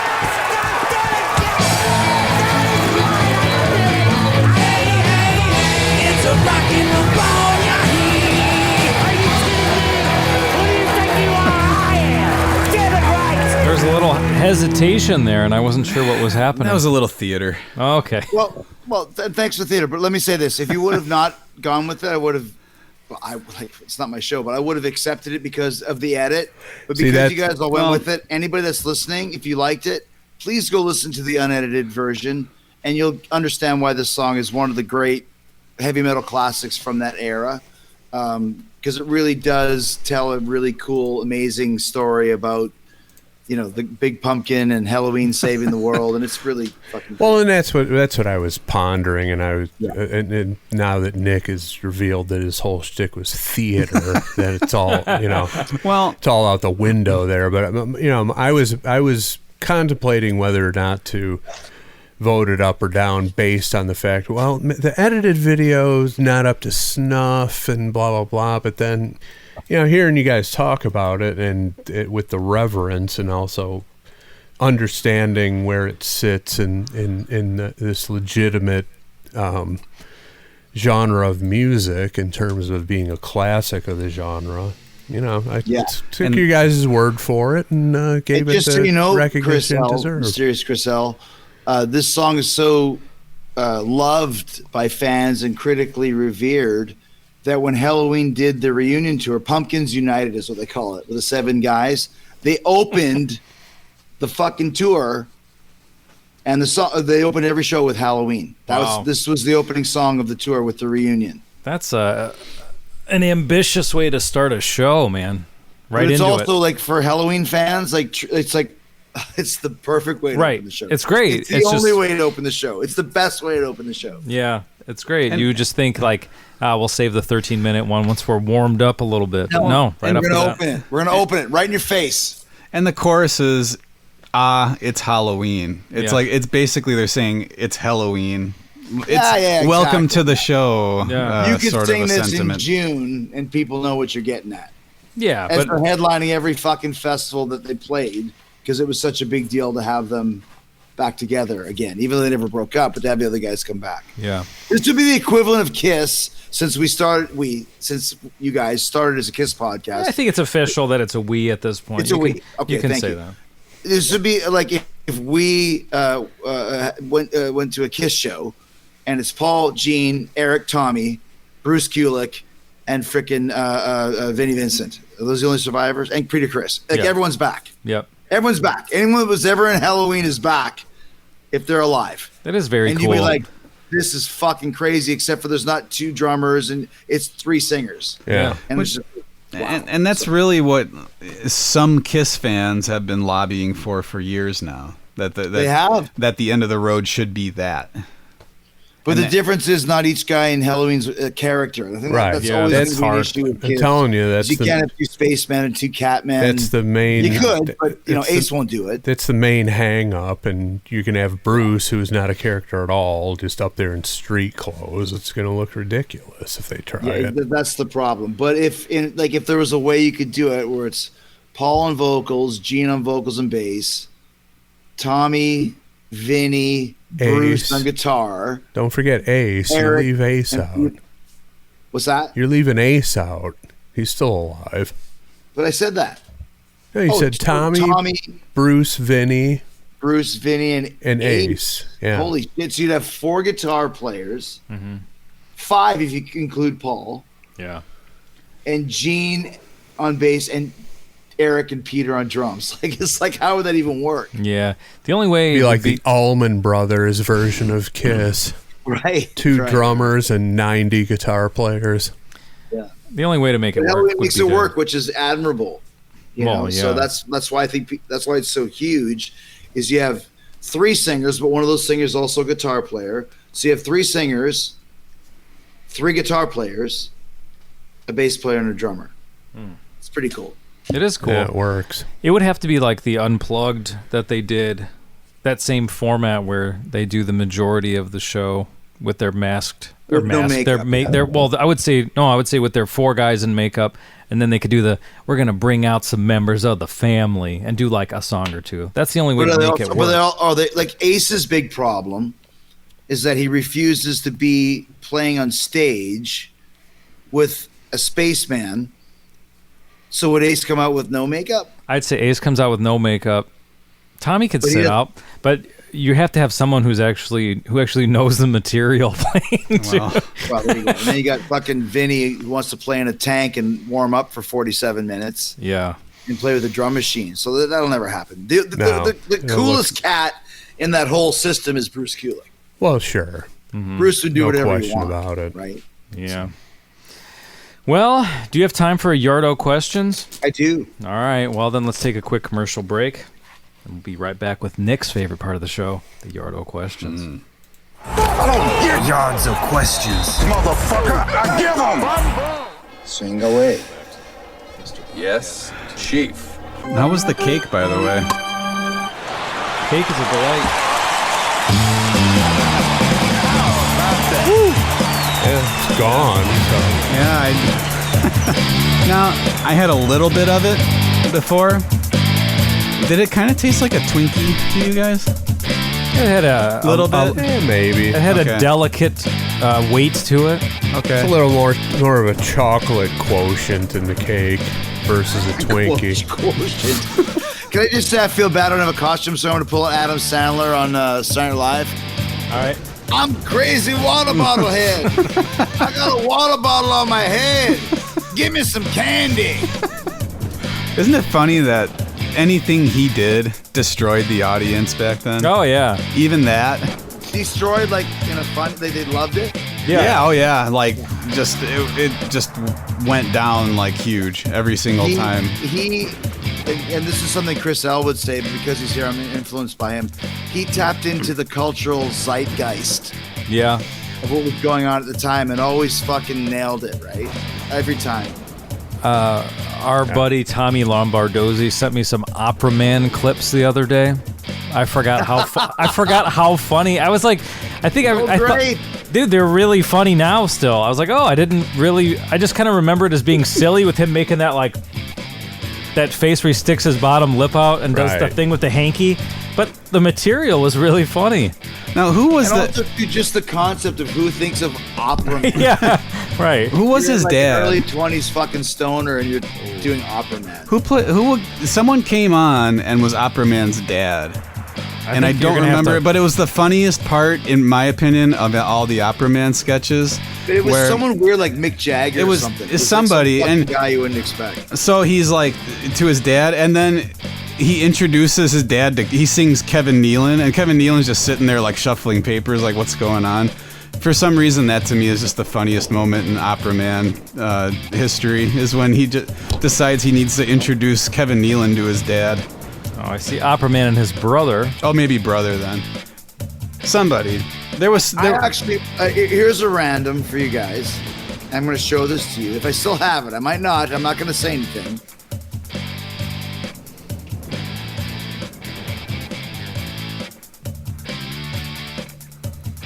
Oh wow. What is that? I didn't see it. As a That in his contacts? It was a contact. Could I say what it is? Oh, Can you're I- calling him. You're calling him. You butt dialed him. Oh my God, you just FaceTimed him. who did you FaceTime? Can I say who it is? I'm trying to show you. I see it. Yeah, okay. It's Kevin Nealon. He's got Kevin Nealon's phone number. We can ask him. We can ask him. There you go. Look at that. Yeah, Kevin Nealon, right there. Wow.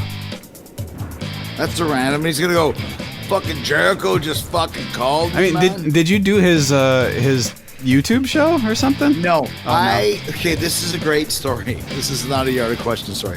This is probably like, when did Evel Knievel die? There's a fucking question. Ooh. I feel like Nick and Chris should know that. I'm gonna say 10 years ago or more. Yeah, so you're right. I can't even spell the fucking guy's name. Okay, hold on. EVEL. Okay, he died. Oh, KN. God, this is much longer. He died in 2007.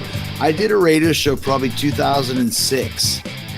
Guy's name at the time was Cowhead, Mike Calta. Oh yeah, And the Florida Kevin guy. Nealon was on, and Evel Knievel was on. Wow. And Evel Knievel was like, dude, of course he's insane. I mean, to this day when we're taping this was his anniversary of jumping 14 buses on every Instagram thing. And Kevin Nealon and I were like just watching Evel Knievel like lose his mind.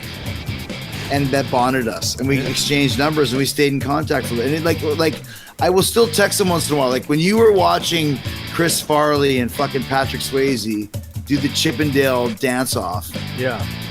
Like how fucking funny was that? Because him, Mike Myers, and I think maybe Jan Hooks were the judges. Yep. Just sitting He's like, there dude, it's stone faced. It's like, how do you sit through that without erupting in laughter? And that's exactly what he said. He goes, "How do you sit there?" He's like dude, like fucking like we had no idea, like just barely hanging. And didn't Like, he? he would always get back to me. He always texts me back. That's cool. Now he'll Like a long FaceTime time you ago. again. He'll FaceTime you What's back. He'll FaceTime you back now this time. Like what? He What do you need? Put him live on fucking Pot of Thunder. Andy pulled up the video. It was John Lovitz, which makes perfect sense. Was That- Opera Man's brother? That he would be Opera Man's brother. It makes perfect sense because very good People vocalist. forget he was one of the judges on possibly depends on what side of the coin you are, but possibly the greatest SNL skits of all time. Chris Farley and Patrick Swayze Chippendales. And he was one of the judges. Well, and he had to deliver the line, didn't he? I forget it exactly, but at Chippendales, we usually want models who are in shape. However he said it. Yeah. He had to deliver that sober line. Mm-hmm. The best of it all was like Swayze like couldn't believe that he won. He's like, I can't believe it. He's so good. Why would you pick me? Like that's a Chris Jericho rule with the Inner Circle and with the Jericho Appreciation Society. No matter how ridiculous it is, you play it fucking straight. Yeah. You play it straight, it's always funny. If you make a joke of it, it's never funny. Mm-hmm. Yep. It's like a Naked Gun sort of a thing. Yeah. Totally. But you know what else is interesting about it? That you'd think they would have made Patrick Swayze like the arrogant jerk. But no, not at all. He was humble. He couldn't believe. Yeah. He was like the nicest guy. And the genius of that. So listen, I know you guys are going deep. And I don't care. I don't want to take over your show. Doesn't matter. The genius of that skit was, of course, the obvious thing is they would give it to Swayze, and then Chris Farley's the fucking humble guy. Mm-hmm. Right? Yep. No, sorry. They give it to Chris Farley. But they gave it to Swayze. Like, the underdog did not win. No, he did not. But the winner was like, how the fuck did you choose me? Like, you got this guy and you chose me? Like, oh my gosh, I can't believe it. Like, because it's already established in the sketch that this doesn't make any sense, that this guy made it to the finals.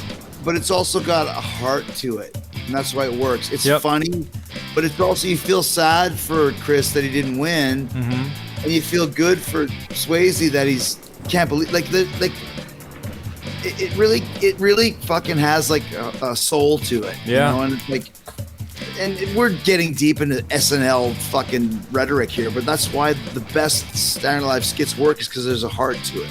Yep. Agreed. All right, Yardo questions. All right, heartless Yardo questions coming our way. So I like the POT logo on your mask, Andy. Sorry, mask man, whoever. What did you do with Andy? Mr. Podcasting 2. Yeah, this is Mr. Podcasting 2. Yep, no problem. Okay, this week's Yardo questions comes to us from Lance. Oh, there's Crazy Water Bottle Head. From Lance. Water Bottle Head, give me some candy. Lance Sterling. That's not his real name. That's a fake name. No. I just noticed who this is. I worked with this guy at the Hard Rock Cafe in the 90s. Former coworker of mine. No kidding. Yep. In fact, he's the guy, I never told this story, Nick, but he's the guy who I first heard utter the phrase, "It's all good." So, and the way he phrased it was priceless. I don't even remember the context of it, but he goes, "It's all good." Would love to have seen your reaction to that. I was instantly drawn in. A whole new world opening up. It really was. It's absolutely a memorable moment for me. So funny. All right. He says, "Hello, R&R Boniers." Question 1. What is your most memorable Halloween concert? Ooh, have you ever Halloween concert? No, I don't. Seen anything that qualifies? Jericho, I don't think he's talking about the band Halloween concert. I think he means. You're going to be turned into a savage pumpkin if you say that again. Yeah, careful. Forget the warning. The best Halloween concert. Is it bad to be a savage pumpkin? Fucking say the word Halloween instead of Halloween and we'll find out. Man, it's like Candyman. Yeah, I don't want to find out. Exactly. Bloody Mary, Bloody Mary, Bloody... Sorry. Don't do that. All right. Best So Halloween. we're asking about a concert that you actually saw on Halloween. Okay, I got one. I'm good. I got one. Okay. I don't know if it has to be Halloween night or just something that you could kind of associate with that type of holiday or theme. I don't know. Up to you guys how you want to interpret it, but... Well, if you got one, Jericho, go ahead. Bring it. Okay, so I have the Jericho Cruise, which was we're getting ready for our 4th one, which the idea was conceived on the Kiss Cruise 2015, and on Halloween night we played the main stage in the Kiss Cruise, which is the deck. Mm-hmm.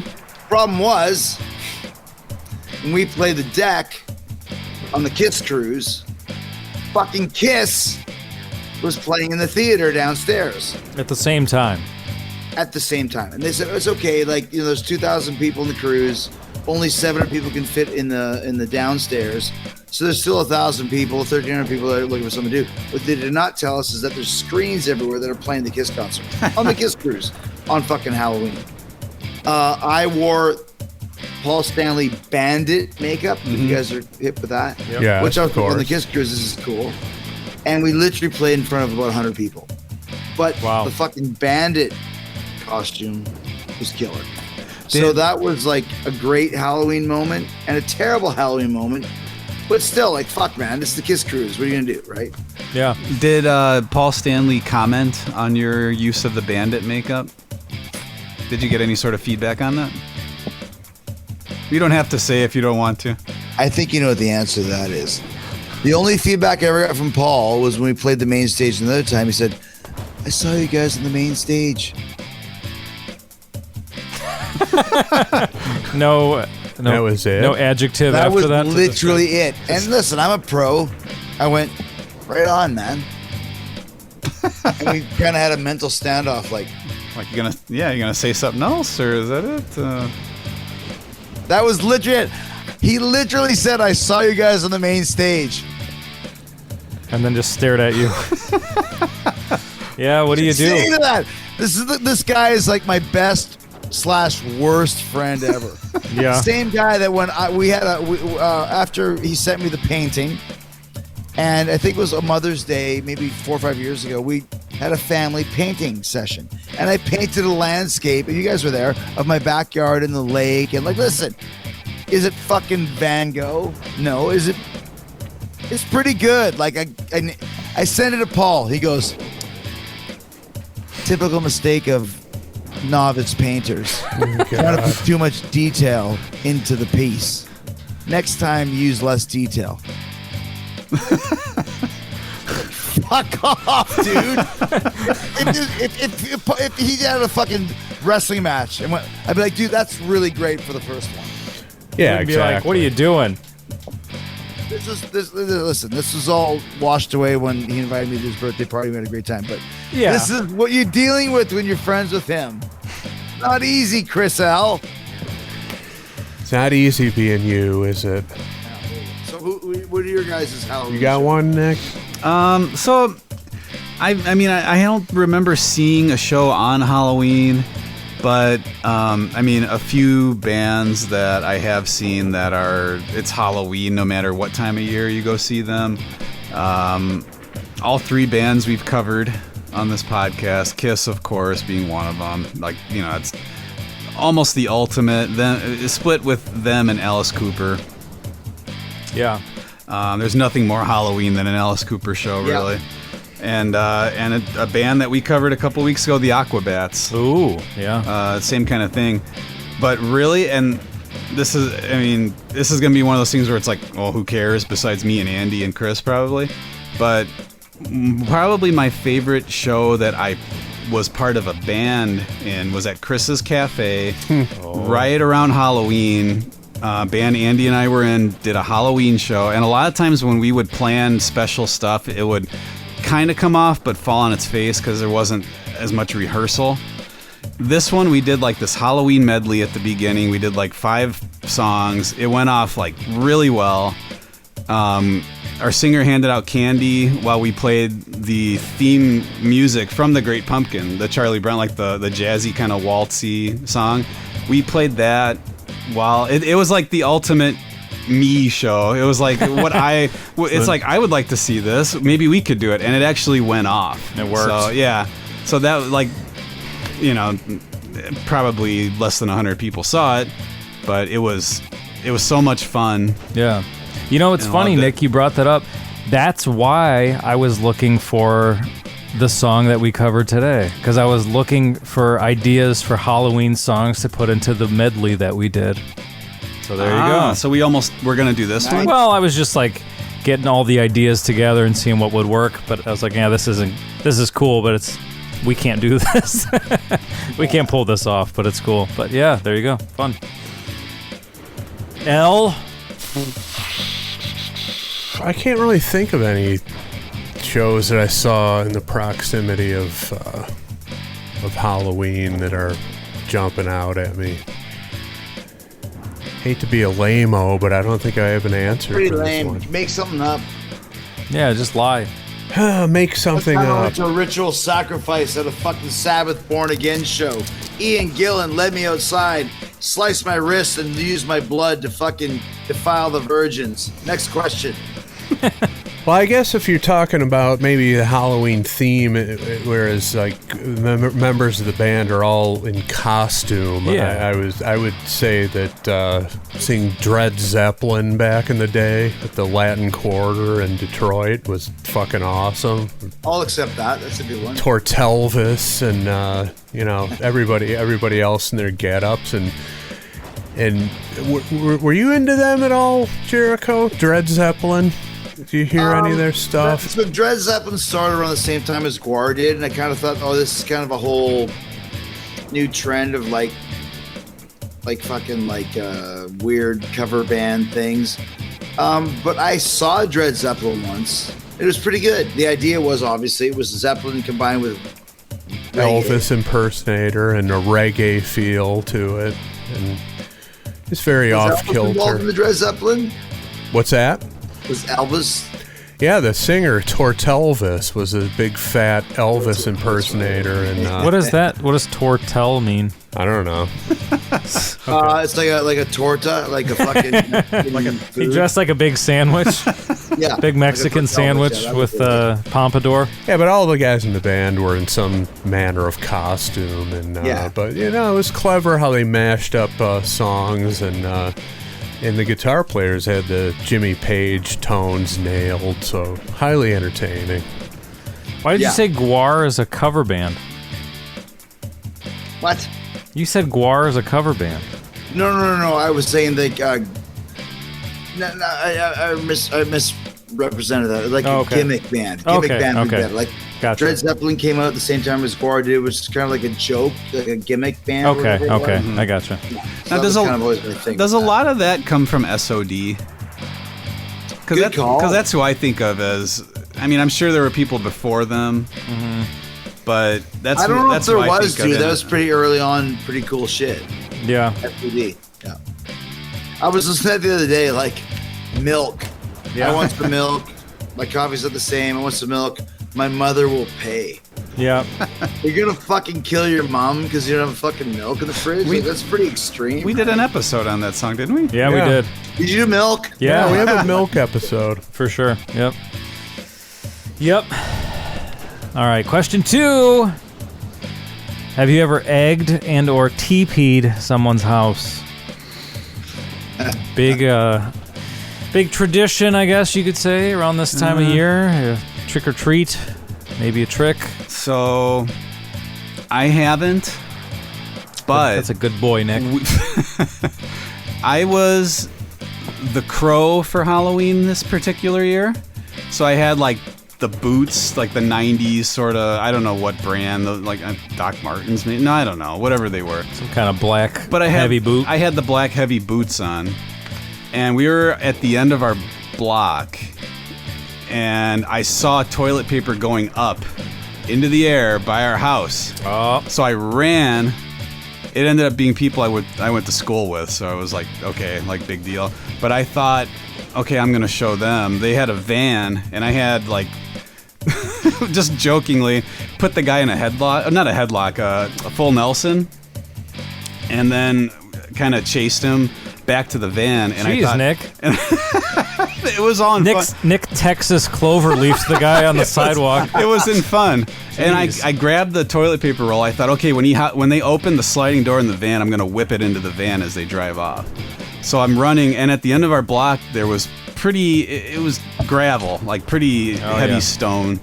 And it totally rolled my ankle and just wiped out. And they drove away. Laughing and I'm at just you. laying there in the rocks. Oh, poor guy. So I should have just let them TP the house. L. TP the house. What was the other one? Egged or TP'd a house. Yeah. Okay, I did not egg a house on Helloween. Sorry, Halloween. Don't turn me to Savage Pumpkin. But this is a true story. I swear to God, you can actually Google this and find it. New Kids on the Block, 1990 were the big thing. I'm a fucking metal guy. Go fuck your ass. I went to wrestling school. Came back to Winnipeg, hang out with my friends, drinking, drugging. The whole 9 years. Sexing, whatever it was. There's no Sucking, sex. fucking, So the fucking New snorting. Kids. So back in the day, you would have to wait in line at the Winnipeg Arena to go to a show. I did it for AC/DC, Blow Up Your Video tour. I did it for John Cougar Mellencamp, Paper and Fire tour, whatever album that was. So they're waiting. And we take my friend's truck, the pickup truck. He's driving, bunch of brothers in the back, 7 or 8 boxes, cartons of eggs. And we drive past these poor little kids waiting to go see the New Kids throwing eggs. Smash, smash. Wow. Front page. wow. The Winnipeg Sun. Hooligans. Ruin. New Kids on the Block experience for youngsters. That was me. That was Sorry, you. guys. Wow. Okay. We threw eggs at the people waiting to buy tickets for New Kids on the Block in 1990. Not a Halloween story. So wait, they were waiting to buy tickets, or so you would wait in line to get tickets for that Yes. night's show at the venue? No, not that night show. Like if the show was coming like in 4 months. Oh, okay. Like there was like Ticketmaster. There's no like online to go on. Yeah. Right. You could call, but if you called, you'd be on hold for like an hour. Sure, yeah. So the only way to really get good tickets was actually go to the Right. the box office Yeah. and stand in line. Yeah. So if you went there at like 6 or 7 a.m. because the box office was at 9, you could just like for the New Kids they were there. Yeah. Like we were there for AC/DC. Like well, let's show up at 4 a.m. in February. Oh fuck, we should have got here at 2 because there's already 1,000 people waiting. That's how it used to be. You would know that, Chris L. I do know that. That's actually we talked my dad into waiting in line to get us Rush tickets, and he ended up getting us 6th row center at Joe Louis Arena. Those are great seats. Yeah, best seats I've probably ever had for a arena show. But you had to wait in line. You couldn't. Right. You could try and call, but it never worked. And there was no online, so you had to go fucking old school, wait in line. They probably just took the phone off the hook. It's one person running the ticket booth. They don't have time for the person in front of them and for the phone. Yeah. You got to go wait in line. Yeah. Right. Like I said, Blow Up Your Video tickets for AC/DC were like in February because I think they came in like May or some shit. Like, dude, February in Winnipeg is minus 40. Oh yeah. Insane. Freezing. There you go. L. Me? Yep. Never egged or TP'd someone's house, but I was actually thinking about this not semi recently. But we did a lawn job on my high school chemistry teacher's house, which if you don't know what a lawn job is, you just drive your car up on their front lawn and just tear it up.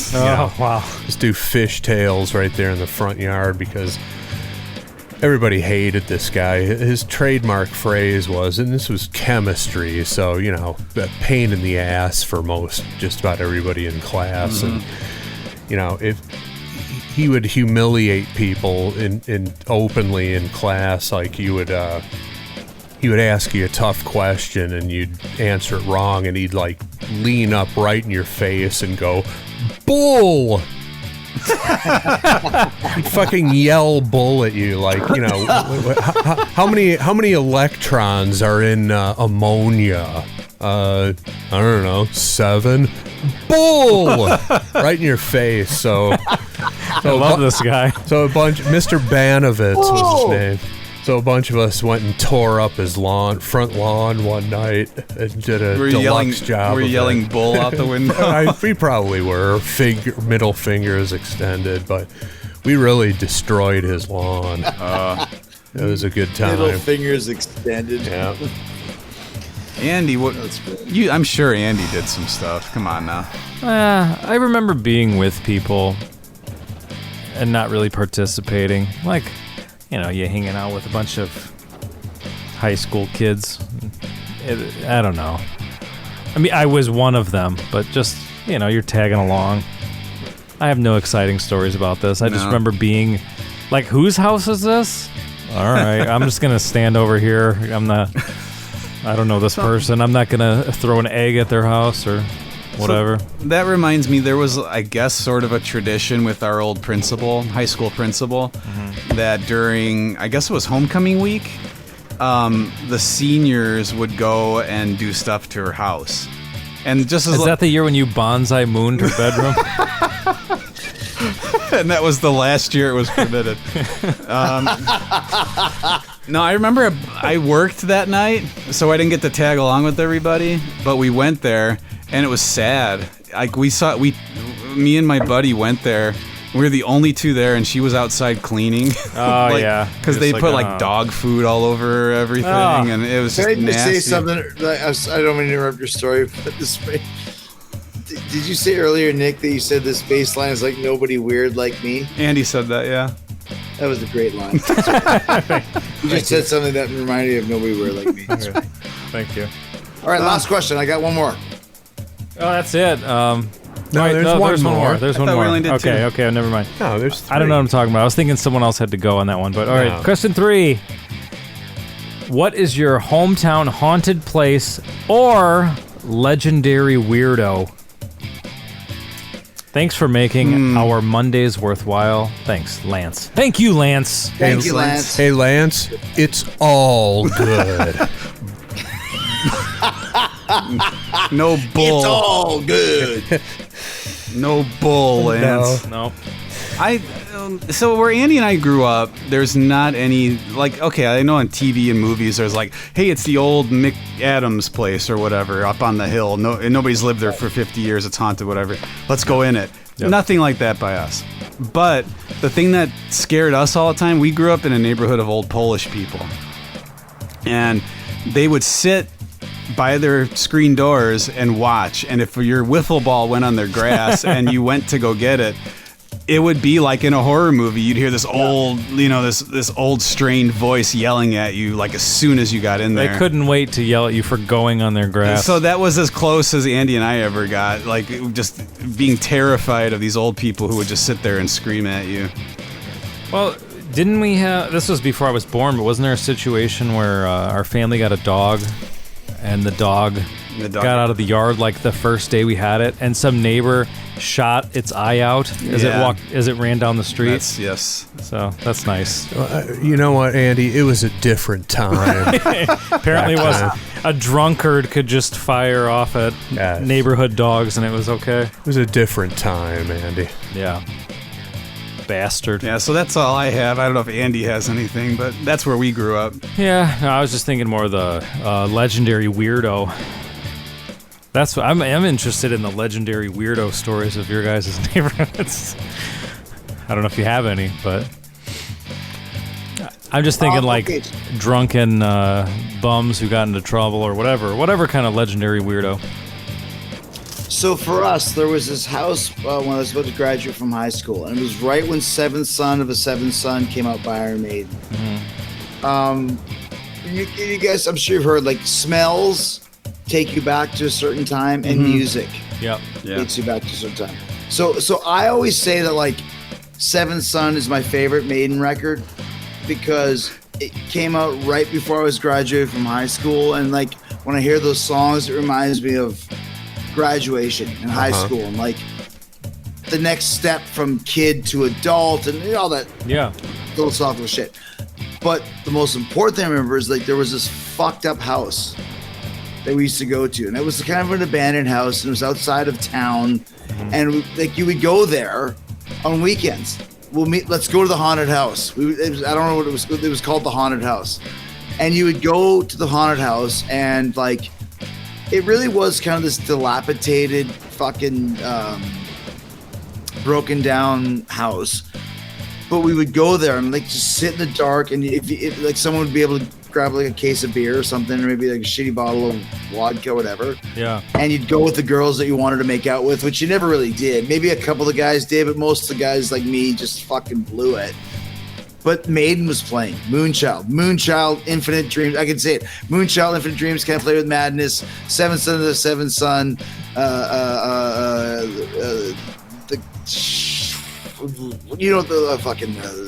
there's other ones too. Only the Good Die Young.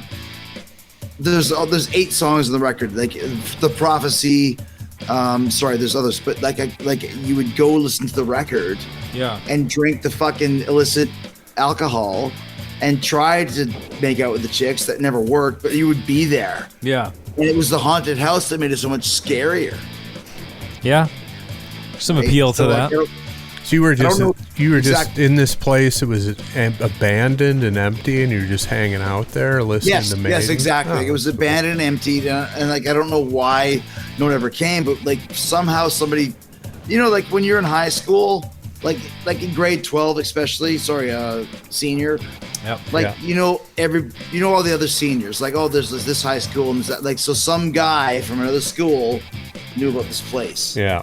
Some guy who knew some guy in our school, like, we gotta go to the haunted house. Where's the haunted house? Oh, we'll go, sure. Drive out there, and it's pretty fucking creepy, but the only thing that's cool is that there's your friends there, and there's Iron Maiden. Iron Maiden is always your friend, and it was all right. So there you go. Well, that explains why you weren't making out with anybody. I was just about to say. Yeah. But I'm glad you had fun. Can you play with titties? The answer is no. And that's why when you came up with that shit, I'm like, dude, that's my favorite Maiden record, so I get it. Yeah. Chris L? Me? Yeah. Well, I'll take this opportunity to toot my own horn and talk about a legendary weirdo from my adopted hometown, which is Chicago, and I've lived in this vicinity for more than half of my life, so I think it applies. But gotta go with Wesley Willis. Oh, wow. Yeah, if you don't know who he is, Google him, look him up on Wikipedia. This schizophrenic guy used to roam the streets of Chicago and became actually a pop culture phenomenon for a brief time in the 90s. And as a lot of people who listen to the show know and will know now, he did a song about me on his New York album. Mm-hmm. And you can hear it on YouTube. Search Wesley Willis, Chris Lathrop, and you will find it. And that is one of the big feathers in my cap of my lifetime. Is that the guy that, like, the rapper guy that's just off his fucking rocker? Yeah, who would have sang about you? Yeah, he's got a song about me on that's awesome. One of his. He crashed at our band house for like 3 days back in the 90s. So he's got a song about each member of my band, and then he has a 5th song about the band itself. Oh, I don't think I ever heard the band one. I'll have to check that out. Yeah, it's all on the New York album, but you can hear each individual track on YouTube. I first heard of him from, there was a Sublime documentary that came out in the late 90s. Mm-hmm. And he had a band.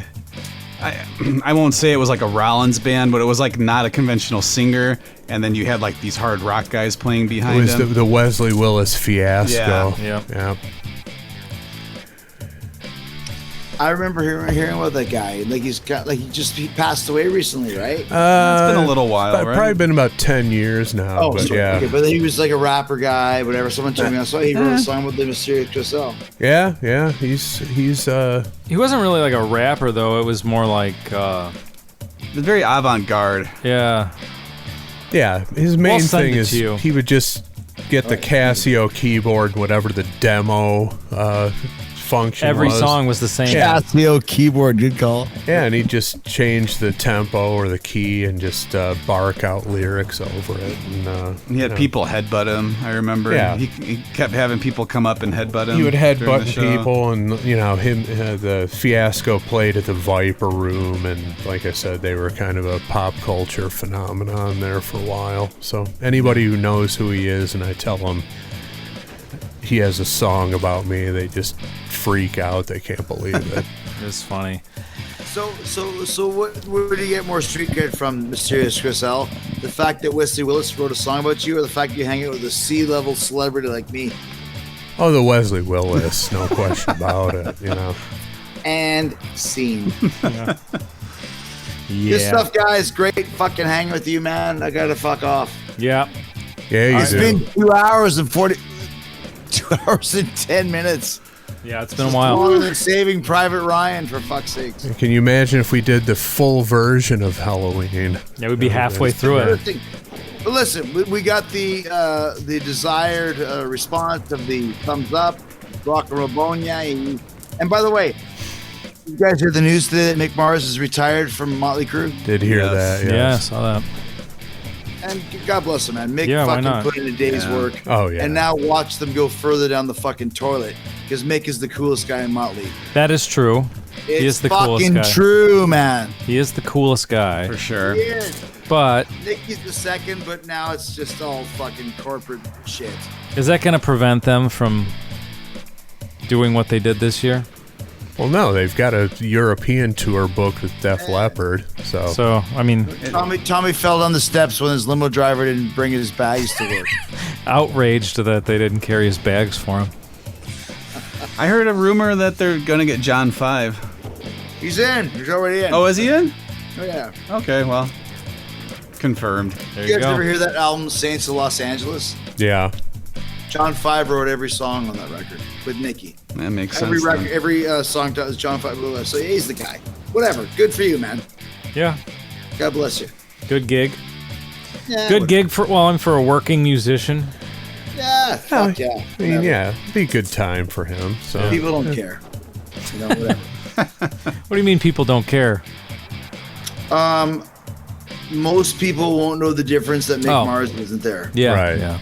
Like we know because we're fucking like rock and roll. Nerds. My wife would be like, "Oh, Motley Crue's playing. Is Vince Neil singing? Oh yeah, there he is. He's fat. He's wearing a kimono. Yeah, ha, ha, ha, blah, blah, blah." Is he wearing a kimono on the tour? Dude. I didn't even see. He's wearing kimonos? he's not. No. A fucking kimono. Google it. I'm gonna have to look that up as soon as we're done. Well, Big fucking Michael Kiske from Helloween would ever wear a fucking kimono on stage? No. come You guys on. ever done a Motley Crue song on this? Yes. Yeah, did Dr. Feelgood. Dr. Feelgood. I'm assuming that got a fucking thumbs down. No. Yeah, not a very good song, no. Greatest You're episode joking, of Pot of right? Thunder of all time, and I I'm am going to leave on this joking. one. The Odyssey. There it Go is. back and listen. All right. Laughs aplenty. So fucking funny. I'll have to listen to that one again myself. It is. All right. God. There's a fly in the rainbow spinning with a squishy fishy, or whatever the fuck it is. All right. Well, thank you for joining us again. It's been Yeah, a while. thanks, man. I look Good forward to to the see ya. next time. It's good to see you. Been too Good to hang long. with you. And Nick Polak, thanks for the fucking kickaxe hat. Sure. Thanks for the Dainty Bee, my rap name. I will find them somewhere. My dog probably took it and dragged it under a couch somewhere someday. Next fucking June, I'll find it. They'll be all moldy, and I'll say, "Thanks, dude. I found it." Yeah. Well, Well, no problem. Love you guys. Thank you. Thank All right, you, man. Thank you for 76, coming the on. Parents here. Yeah. More tears, more beers. Thanks, guys. Take care, man. Can I play with titties? The perfect stare that is very ball. Can I play with titties? From this creep, she'll take it all. Can I play with titties? He saw my crick and she laughed at me. Ha! Can I play with titties? She said these tits you'll never see. Oh, boy. we had enough.